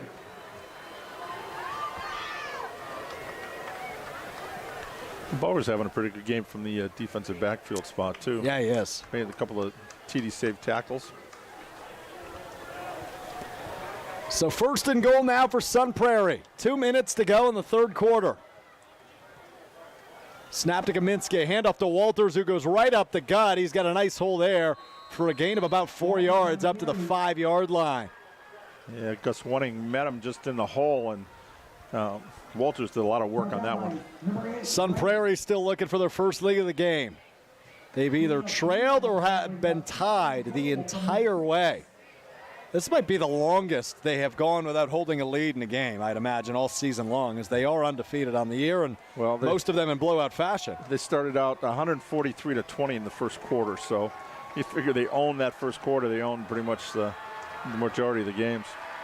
Kaminsky looking to throw here on second down. Rolling, throwing, caught. Touchdown, Sun Prairie. Connor Stoff with his 4th receiving touchdown of the year. Gives Sun Prairie their first lead of the game with 1 minute and 20 seconds to go in the third quarter. It's 20-14, Sun Prairie. And that was a drive. 2, 3, 4, 5, 6, 7, 8, 9, 10, 14 plays. 14 plays, 83 yards, capped by that 5-yard touchdown pass. Vintage Sun Prairie here. And here is the point after attempt by kicker Trevor Schulz. Up. And no good. He missed the left crossbar. That's only his third missed extra point of the season, and boy, has he kicked a lot of them. It remains 20-14. Ooh, it's just got a little bit more interesting because of that missed extra point. So Sun Prairie has their first lead of the game, but it's only 6 points. Good luck on your season. And oh man. And Network Engineering Technologies. Dr. Schwab is a board-certified general surgeon who can help with many simple and outpatient procedures to alleviate varicose and spider veins. Visit StoughtonHealth.com to learn more. Stoughton Health, creating excellence together. 20-14. 1 minute, 20 seconds left in the third quarter. Middleton opened up with a 5-minute, 12-second drive that did not produce any points. Sun Prairie goes 5:28, and they do produce points. But not enough. We'll see if that extra point can come back and bite them in the butt. Schulz on to kick it away for Sun Prairie.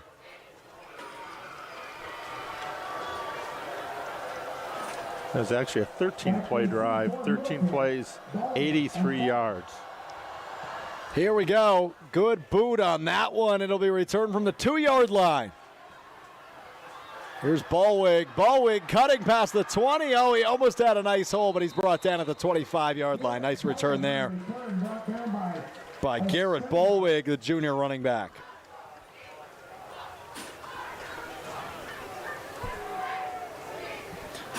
What do you think, Dennis?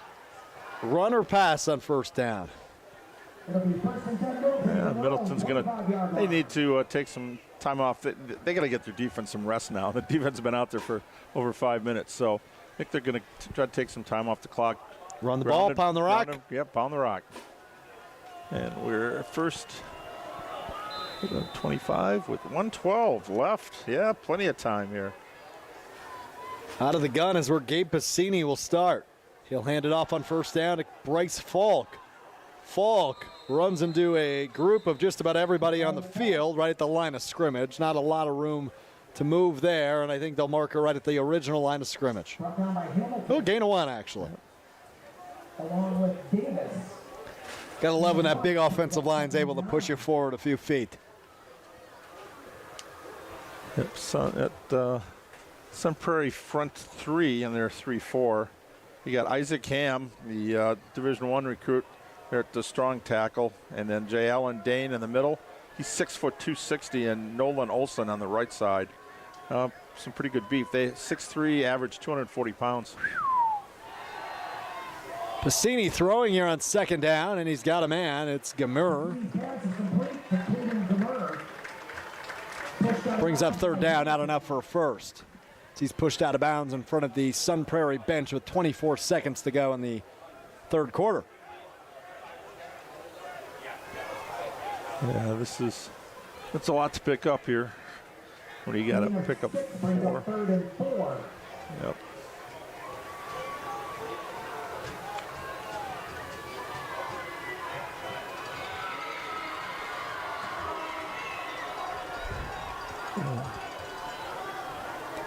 Out of the gun, third down. Pass, caught, good for a first down. It's Colt Tennis.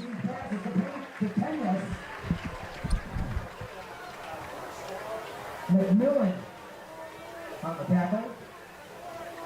Gain of 5, and that's the Middleton Cardinals. Yeah, up to 36, pick up a 6. It's a good call there. Got to keep it rolling. He got out of bounds with 20 seconds left, so we'll see at least one more play in this third quarter. Interesting. Middleton had Tanner Ballwig, the fullback, split left on that last formation. Handoff on first down. Not a lot of room to go there again for Bryce Falk. And that, I imagine, will be the final play of the third quarter. With 5 seconds and counting, and the teams will come off the field. So after 3 quarters of play, it is a one-possession game. Sun Prairie 20, Middleton 14. We've got 12 minutes left, and this is an incredible game thus far here in Middleton. Homecoming, senior night. Got to mention it. Trying to break the streak. Homecoming. Home team's got to win eventually, don't you think? Last 2 weeks, the home team has lost on the calls we've been on for homecoming games. Middleton must have caught wind of that because they're playing like they don't want to lose tonight. But they probably also caught wind that this is for the Big 8 title. Congratulations to the Middleton Cardinals receiving the award from the Marines will be the Middleton Cardinal cheerleaders. There was a close battle all night with great. Well, we've got 7 more minutes to figure out who our great rivalry, or Great American Rivalry Series MVP will be. Dennis, don't share your answer with me yet until we write them down. I don't want you influencing my decision, pal. You've got great influence. You're verified on Twitter, been in the business forever. I don't know who's listening that's got a ballot, so. You just gonna ignore me? Rob Reichel went over there and said, so when did you start covering high school sports? 50s, 60s? I think it smacked him. Thought it was the 40s. Yeah, thanks. No, I didn't know Babe Ruth either. No, you didn't. That might be the biggest upset of the day. Even if Middleton's able to drive and win this one. I still love high school sports. Best bang for your buck, and nothing better than a Friday night under the lights. No doubt about it. I'm right there with you, man. Here's the second down play. He had a billion years back there, and he is brought down at the line of scrimmage. Is Gabe Piscini, the quarterback for Middleton, on second down. Brings up third down, 10 yards to go. That was another one of those nowhere to run, nowhere to hide. It was just like, Got it back to the line of scrimmage, though. That helps. Yeah. Yep, no sack and no lost yardage. He thought he had somebody deep. He wanted to fling it. T.J. Bauer in the game. He just came from the Middleton sideline. As Piscini comes back in, gets the play call from head coach Jason Pertzborn, fellow UW Stevens Point alum. There you go. Have to mention that. Snap. Here we go. Third down play. Piscini out of the gun. Rolling. Has time. Still has time. Gets rid of it. It's intercepted. At the 30. Cutting in. And he breaks the tackle from Piscini. It's Davis Hamilton spinning at the 5. And he's in. Touchdown, Sun Prairie. Talk about a man play there by Davis Hamilton. A pick 6 to make this a 12-point lead, 26-14. What a play! 37 yards on the pick out there. Piscini was looking, and then threw it in the right flat, and that was all Hamilton. But what a finish. He didn't look like a wide receiver or baseball player. He looked like a fullback fighting his way into the end zone, or the linebacker that he is on defense. Interception return. There we go. Both teams with a turnover and a score off of a turnover. But this one is crucial here now. Puts them up 2, and I think got to be going for 2 here. Yeah, the offense is still out there as it is 26-14. The last extra point for Sun Prairie was missed, but they'll have the opportunity to right that wrong here with a 2-point completion. And a timeout taken by Sun Prairie. Recover 180, timeout, reset, recharge, recover with Recover 180. 26-14, a 2-point conversion attempt coming with 10:55 to go in this one. Well, I know there's one happy dad over there, Rob Hamilton, the head coach of the very successful Hall of Famer. Yeah, I'll tell you. He's done a great job with the baseball program over there, and people are wondering, which way is he going to go? And Davis being a senior, this might be Rob's last year, but to watch your kid make a play like this to ruin somebody else's homecoming, wow. Couldn't be prouder. It was an outstanding run. He had a little bit of running room there, but those last, 10, 12 yards? Would you say? Yeah, just about. That's when he did it. Just about.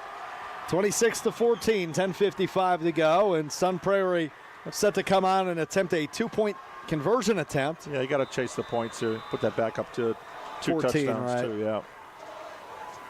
This is when you do it. I don't know, I've never seen that. You ever seen the chart of okay, down or, points behind, or when do you go for two and when you don't? I've not. I've heard people talk about it. I'd like to see a college or a pro coach. I don't know how many high school coaches would go that far with it, but definitely at the next level. Touchdowns are worth more points than anything else, is what I know. Here's the 2-point attempt. Handoff to Cortez LeGrand, and he is stuffed. Oops. So this will remain a 12-point game, 26-14, as Sun Prairie will come on to kick it away. Back to Middleton, who could really use a quick score, down 12. Yeah, still most of the fourth quarter remaining here, but. Well, now somebody else enters the picture for our MVP. Yep. And the clinching touchdown, we'll see. And a couple big receptions as well offensively. Davis Hamilton's been great. Yeah, tackles, been around the ball, so usually goes to somebody from the winning team, right? There's been one Super Bowl where that hasn't happened. And? Do you remember? I know it was a Dallas Cowboy. I don't remember who the player was. Do you? Too many of them to remember. Trust me. Used to throw out the Packers, obviously, party, whatever. But it used to be, it's Super Bowl. Let's get a bunch of people together and party. Maybe watch a little bit of the game, but it was just the whole social thing. Now you got your favorite team. You got Packers got to get back there. Exactly. You're totally right. Aaron Rodgers could use another one. 10:55 remains in this one, though. 26-14. Sun Prairie on top of Middleton. Good kick here from Schulz. It's into the end zone, and the whistles blow. Middleton will start at their own 20-yard line. It'll be a touchback, and Middleton will take over from their own 20-yard line.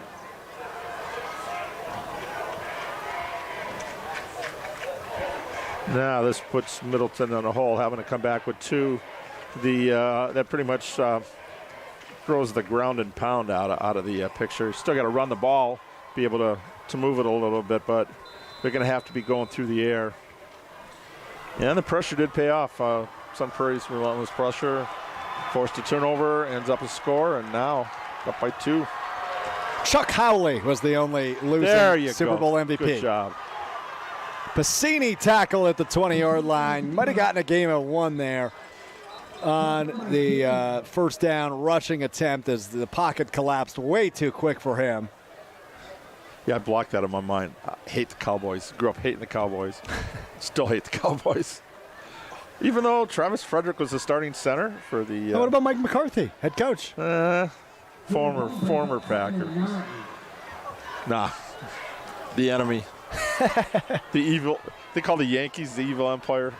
Dallas, the evil. They're not America's team. The Packers are America's team, right? Handoff here on second down. It's Falk fighting up to the 24-yard line. Gain of 3 there brings up 3rd and 6. Gain of 2 brings up 3rd and 7.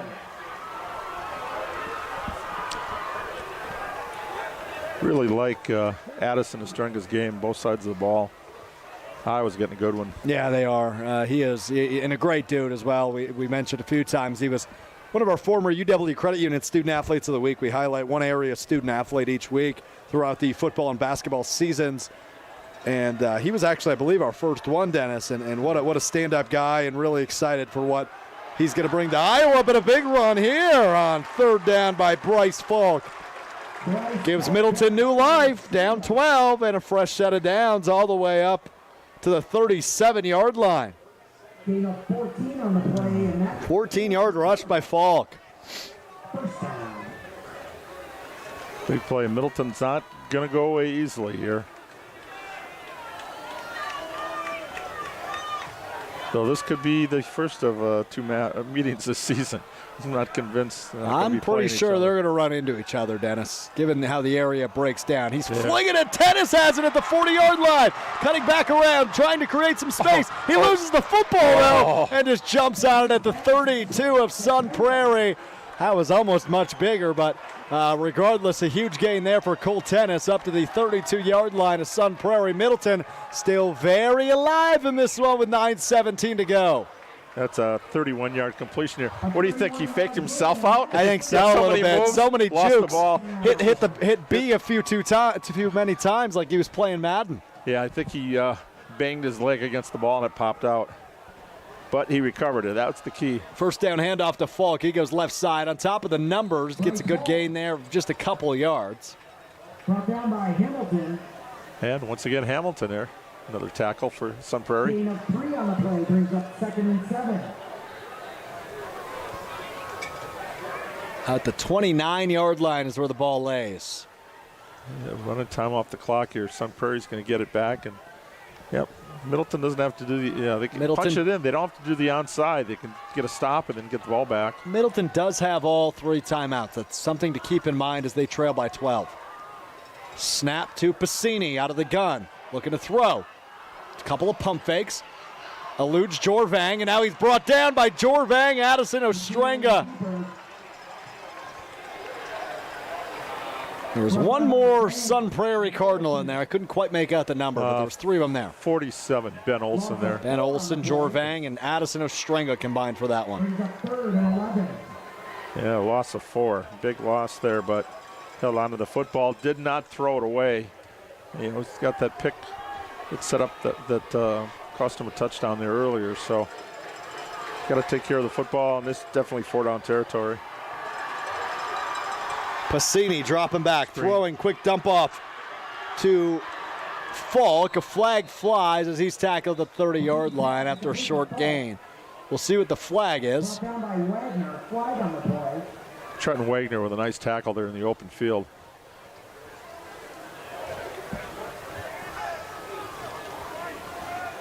And, Middleton's walking backwards. Uh-oh, holding on the offense. So we'll replay 3rd down. Holding the call against Middleton.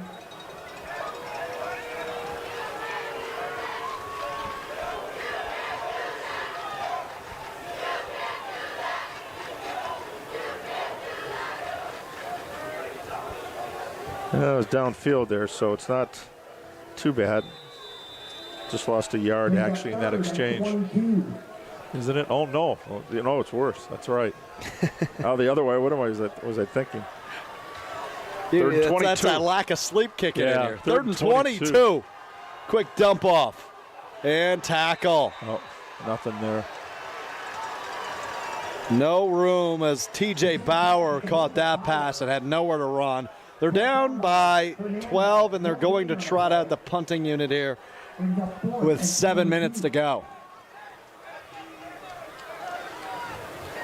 Well, Sun Prairie, one of the best teams in the state. I think you ranked them number 1 this week, Dennis. Did you say? Yep. In the AP poll? Yep.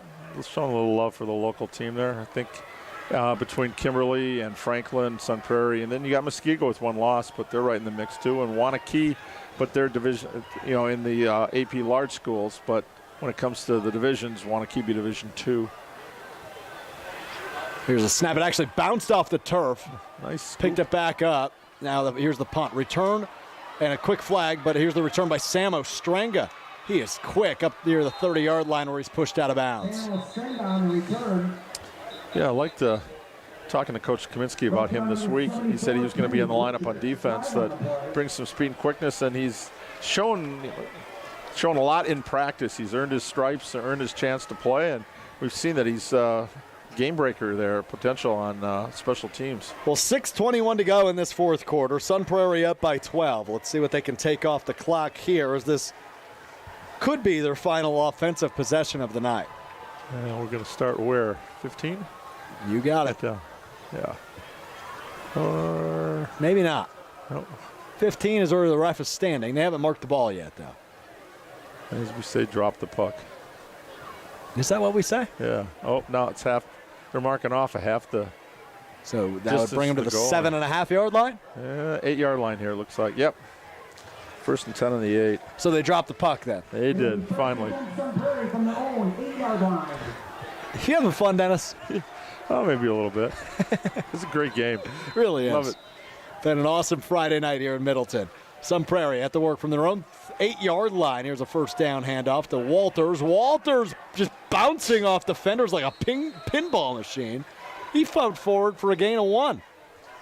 Colin Krieger finally, number 23, finally got that last hit in there to get him down. Now you just grind the clock here. Yep. Sun Prairie just grind out move the chains, take as much time as you want. Under 6 minutes. Yeah, like a 6-minute, 92-yard drive statement. It's even better if you drive it 90 yards and don't score right at the end, but just take a knee right short of the end zone. That's domination. Looks like just one on that last play. Another handoff here. Again to Walters, and again, really no room to roam. So that brings up 3rd down and about 9 yards. No gain on the play brings up 3rd and 9. This is the kind of game for Middleton. You're down by 2 touchdowns here. You might be seeing these guys in the playoffs again. So you're making little mental notes on certain adjustments you might have to make. Your coaches will pick a lot up on the film. And you always say the team that loses learns more, does more, because then they have to make changes. The winning team keeps things going. And these teams have changed so much. They've split the series. One wins regular, one wins playoff. That's going to happen. Oh, and there's your timeout. First timeout burned. The Recover 180 timeout. Reset, recharge, recover with Recover 180. Now some Middleton players walking over, firing up their fan section here as a Sun Prairie 3rd down going on. They need it. Dennis, he said it right when the first or second half started. Whoever wins the turnover battle this half is going to win the game. Sun Prairie has 1 turnover. Well, rather, Middleton has 1 turnover, and Sun Prairie ran it back to the house. And they held a 12-point lead here with 4 minutes and 54 seconds to go. Yeah, Sun Prairie defense. Can we vote for the MVP ballot, the defense there? That long drive for Middleton to open the 3rd quarter. Speaking of which, there is 4 minutes and 54 seconds left. We need to vote. Yeah, we need to vote. I'm going to need to borrow your pen, Dennis. Thank you very much. I know where my vote's going. I'm going to vote first so you can influence my vote. How's that sound? You let me know when you need this pen back. I like that we're doing this on the air. There we go. Davis Hamilton, Sun Prairie. There you go, Dennis. Have fun casting your vote as we go back to work here at Breitbach Field in Middleton. A beautiful night for football under the Friday night lights, and you can hear the Middleton crowd getting a little ruckus. They don't think this one's over yet. Handoff on 3rd down to Walters. Walters dragged down at the 11-yard line, brings up 4th down. Brought down by Seals. Now somebody's got to come collect these things, right? Yeah, I think so. I'm not leaving. I got a game to call. Yeah, me neither. I'm not going anywhere. Dennis is sleeping here tonight. He needs the extra hours. Not going to drive all the way home. Wait, by the way, when do we get the extra hour? Oh, yeah. First weekend of November, I believe. So it'll be right in the smack dab in the middle of the playoffs, or actually it'll be closer to state time. I thought it used to be in October at one point. I have no idea. I think it's the first weekend of November. No, okay. Yeah, we're clueless. We have sports. I just know when we get an extra hour. That's cool. Steal it back. That's cool. He says. I want to sleep. What? Talk about man work with your schedule, too. Jeez, you need the rest. I could certainly use the extra hour. Yeah. Sunday, November 7th. That's it? Is daylight savings. Hunter checked it out for us. Way to go, Hunter. Hunter's been coming through with the research and the video tonight. He's earning his keep. Can I name him Captain Video, or is he a general? What do you think? General Video. General Video, okay. Is General higher than Captain? Well, yeah. Captain Kirk. I think of Captain Kirk, Star Trek. So. Okay. Or Captain Picard. Captain Vaughn. Captain Here's Vaughn, the punt for Sun Prairie. Oh, it's a good one. Flying over the head of Tennis. Tennis running grab. Starts at the 45. Cuts inside. Past the 50. Up past the 40. Up to the 36-yard line where he's finally brought down. Fat lady ain't singing yet, Dennis. 4:38 to go. Not when Tennis can touch the ball. You got to get the ball in your playmaker's hands and as much as possible for him. I'd like to see him with a couple of jet sweeps and maybe a little shuffle pass or anything to get him out in that open field. So how much time we got to go here? We got 4:38 from the 36-yard line of Sun Prairie. Here we go. Middleton. Pass. Caught. And a nice cut by Bauer. Bauer up the far side sideline, spinning and brought down at the 21. Yeah, fitting on senior night. TJ Bauer making a big play. And a first down. 15 on the play, and that's the Middleton Cardinal. First down. Not the same as and There we that's go. Norski first down. Pacini cutting, throwing to the end zone. Oh, he overthrew his man. He had Logan Raffle in the back of the end zone, but he threw it out the back of it. The other quarterback started the year. Yes, Pacini replaced him just a few weeks back. But I think Logan hit 9 3-pointers in a game last year. Really? Can't wait to see him play. I would say that's pretty impressive. What's the most amount of three-pointers you think you could hit in a game? Let's say you were playing me, though. What if I was guarding you? Brings up 2nd and 10 for Middleton. I don't know anymore. I think you still got the shot, Dennis. I need about 20 picks to get me open, first of all. As they say, you get older, man, the knees, the wheels are the first to go. So, oh, yeah, eyes are still there.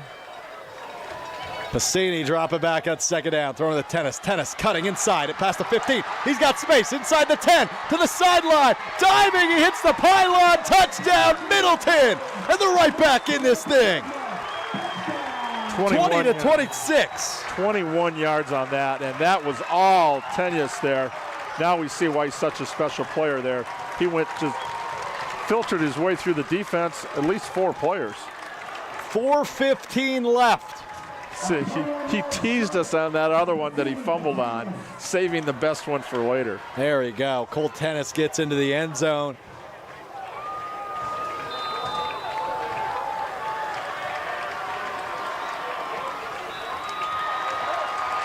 The extra point attempt is good. Sun Prairie 26, Middleton 21. 4 minutes and 15 seconds to go. My, oh my, what a game we've got here from Middleton. A battle of the Big Eight, the clash of the Cardinals.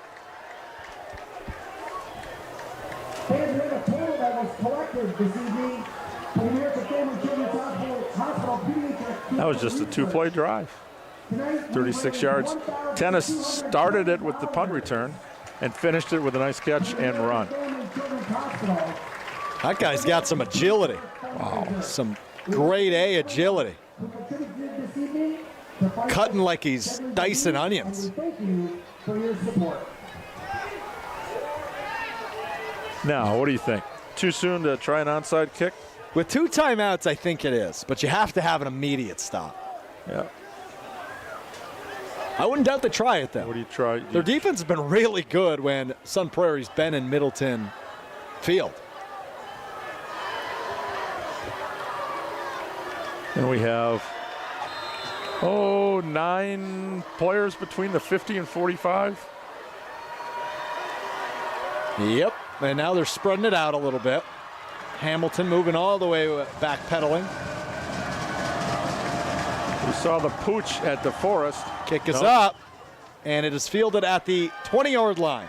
Here's the return, past the 30, cutting outside up to the 37, where he will be dragged down. Jack Watkins was on the return there. First time we've called his name tonight, the junior wide receiver and defensive back. So it's up to the defense now, Dennis. They need to stand strong with 2 timeouts and 4 minutes and 10 seconds on the game clock. Down by 5. Still anybody's game, but you need a stand here defensively.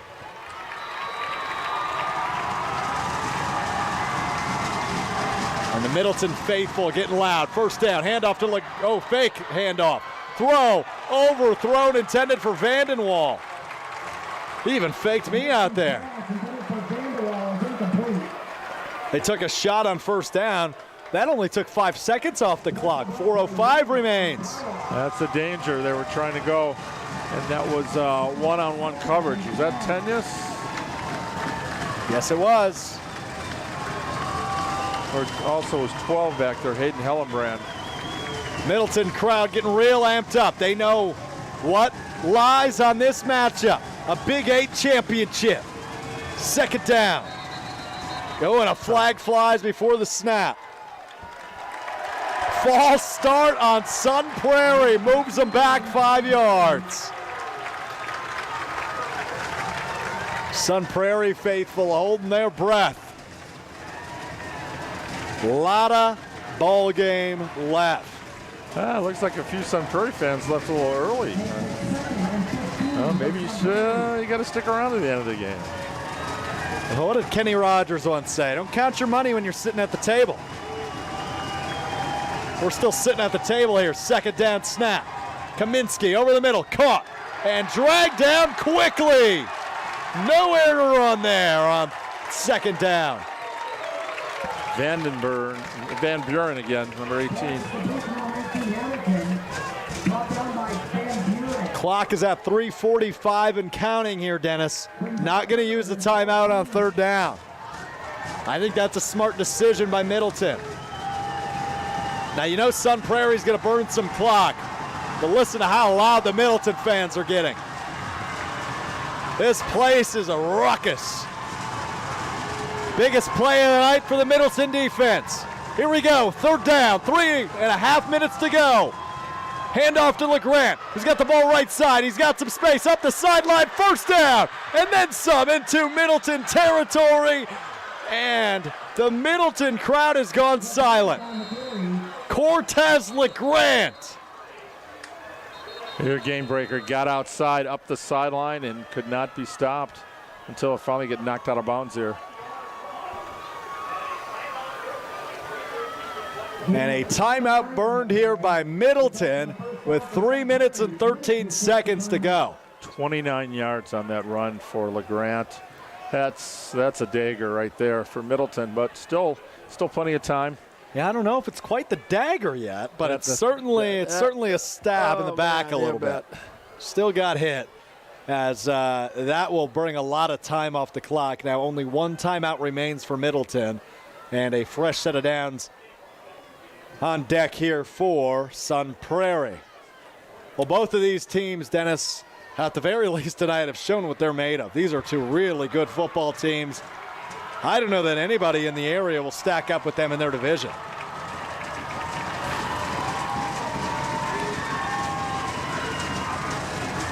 It all depends on the seeding. Yeah, Middleton with 3 losses. I wouldn't want to draw them first round or second of the playoffs. First down now. Kaminsky hands it off to LeGrant. LeGrant up the middle again for a big gain. Cutting past the 20-yard line before he's brought down. Another first down for Sun Prairie. LeGrant on the carry, brought down by Krieger. Unbelievable. Cortez LeGrant all the way up to the 18-yard line. Carries a 29 and 20 back-to-back. It's like the first half where he had That's 50 yards and 2 carries. Yeah, he had 2 for 52 there in the second quarter. So he's well over 100 tonight, rushing for Sun Prairie, but right when they needed it there. And clock running down. Middleton with just one timeout left. Under 2 minutes and 45 seconds now. So this will be the biggest win for young Jerry Kaminsky, coach's kid, at quarterback for Sun Prairie. Snap to Kaminsky. Handoff again to LeGrant. This time he really hasn't stopped. He fought forward for a gain of about 3 yards. And Middleton will use their final timeout here with 2 minutes and 23 seconds to go. Recover 180 is the premium hydration solution for anybody that lives life on the go, whether it's on the court, on the field, or in the classroom. Recover 180 is the hydration solution that will fuel you.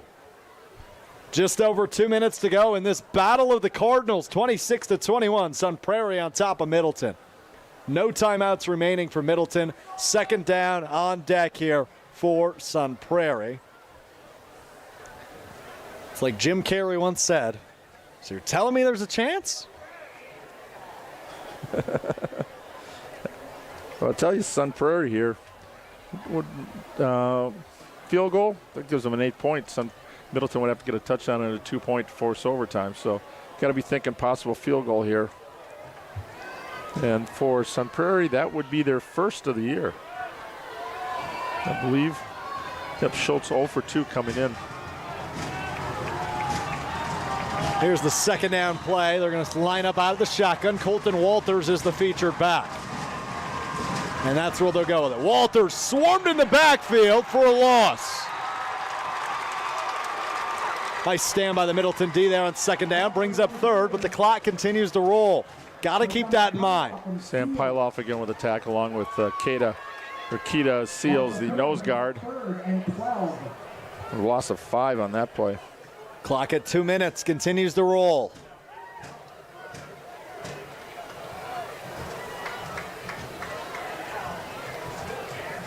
Thank you, Sun Prairie. You just try to get in the middle of the field. And third down, 12 to go. 1:40 left. Out of the gun once again for Sun Prairie. Kaminsky.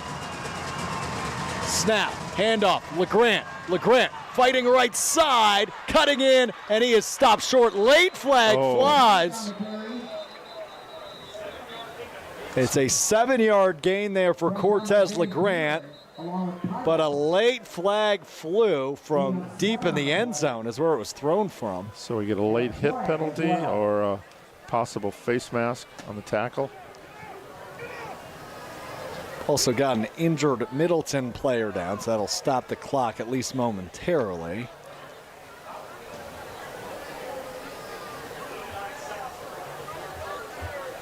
And only 1:29 to go.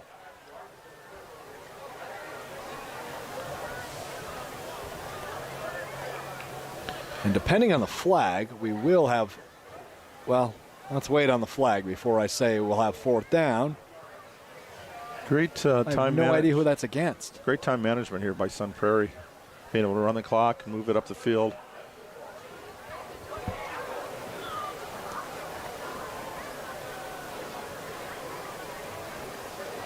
Face mask on Middleton.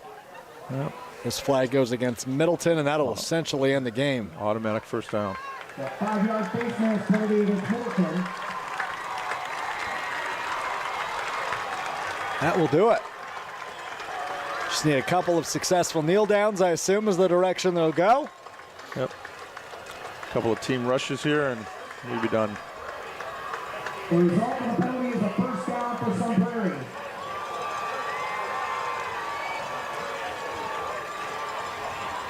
And Keita Seals limping off the field there. The nose guard for Middleton. More unhappy, I think, than anything else there with the outcome.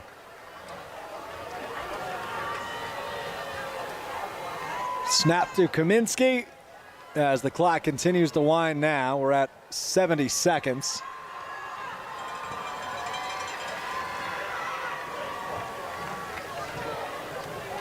Now down to 63 seconds, and the first kneel down. We'll need one more, and we can put this game in the books. Team rush. Outstanding effort. By both teams. Two turnovers for scores, but the second one, the one that Sun Prairie got off Middleton, was the most crucial in the second half. What a game this was in Middleton, as we'll have one more kneel down for Sun Prairie, and that will seal it. Both teams already starting to line up at the 50-yard line. There's the final kneel down, and that will be your final play of the game. Sun Prairie rolls to 8-0 on the year. 6-0 in conference play. Clinch a tie for the conference title now. Middleton 1 game back, and Sun Prairie with Verona next week. The last game on their schedule. For reference, Verona and Middleton played last week. Middleton won 30-0. Yeah, so right. I think there's a good chance that Sun Prairie wins the outright title next week, but they do need to win next week. Yep, and that now makes And the Middleton Cardinals, 21. 14 straight wins dating back to 2019. 14 straight. Next Friday night. All right, just got to handle the score. Mount Horror Barneveld 18, Fort Atkinson 12. Fort Atkinson falls tonight. For the that's the Badger Small Conference. So that would move Mount Horror Barneveld into a tie with Fort for first place in that league. Wow. Baraboo having beaten Mount Horror Barneveld 14-13 a couple weeks ago. Unbelievable tonight. What a game we had. 26-21, your final score here from Middleton High School. Sun Prairie, I'm sure we'll see them again, and I'm sure we'll see Middleton again down the road as the playoffs only 2 weeks away. The final week of the regular season next week, we've got Monroe and Madison Edgewood, and that likely for a conference title in the Rock Valley. I haven't seen any scores from tonight yet from either of those sides, but we're expecting a conference title outright winner next week, Dennis, at Breeze Stevens. Maybe Molly Brown can give us a little update on that one. Yeah, coming into tonight, see Edgewood was playing at Evansville, who was 2-3 in the conference, and Monroe was hosting McFarland, who was 3-2 in the conference. So McFarland having played well down the stretch since we saw them lose to Edgewood, and Evansville always a contender for that conference title. So I'm sure Edgewood will have had a tough battle with them tonight. But Monroe over McFarland, 42-7. Well, that takes care of one. Edgewood played who? Evansville. And do we get an update? 41-0 Edgewood rolls. Edgewood, okay. There's our conference title next week. We've got a conference title game next week here on Wisconsin On Demand, as well as 100.5 ESPN. And, of course, if you missed any of the game, you can go check it out at Wisconsin On Demand, either the video or the audio version. But what a game tonight from Middleton. Again, your final, Sun Prairie 26, Middleton 21. As Sun Prairie remains undefeated. They've now won 14 straight. And Dennis, I assume they'll keep that #1 ranking. And our Davis Hamilton, our MVP of the game. Our MVP. That is a collective unanimous decision. Davis Hamilton, who had a pick 6 and several big receptions offensively, especially early. And tackles on defense at linebacker. He was all over the place. One of the guys that goes both ways. Certainly deserving of our vote tonight. As that will do it for us tonight from Middleton. Dennis, another big one next week, and then it's playoff time. Can't wait to be alongside you for that ride. Yeah, next week, and this is the first year of electronic seating. So next Friday night, once all the scores get reported, they'll get the pods together, the 32 teams, figure out who's in what division, and we won't have to wait till Saturday morning. Early Saturday morning, we should know all the pairings. Won't have to wait until Sunday or Saturday afternoon like in the past. And go find us on social media at ESPN. Madison will announce all the games we're tracking for week 1 of the playoffs and throughout the postseason, leading you all the way to Camp Randall here on Zimbrick Honda's presentation of Prep Mania. Big thanks to all of you for joining us for the ride. A big thanks to Hunter Vaughn holding it down on video. And a big thanks to you, Dennis. He's Dennis Semrau. I'm Alex Strope. This has been Zimbrick Honda's presentation of Prep Mania on Wisconsin On Demand.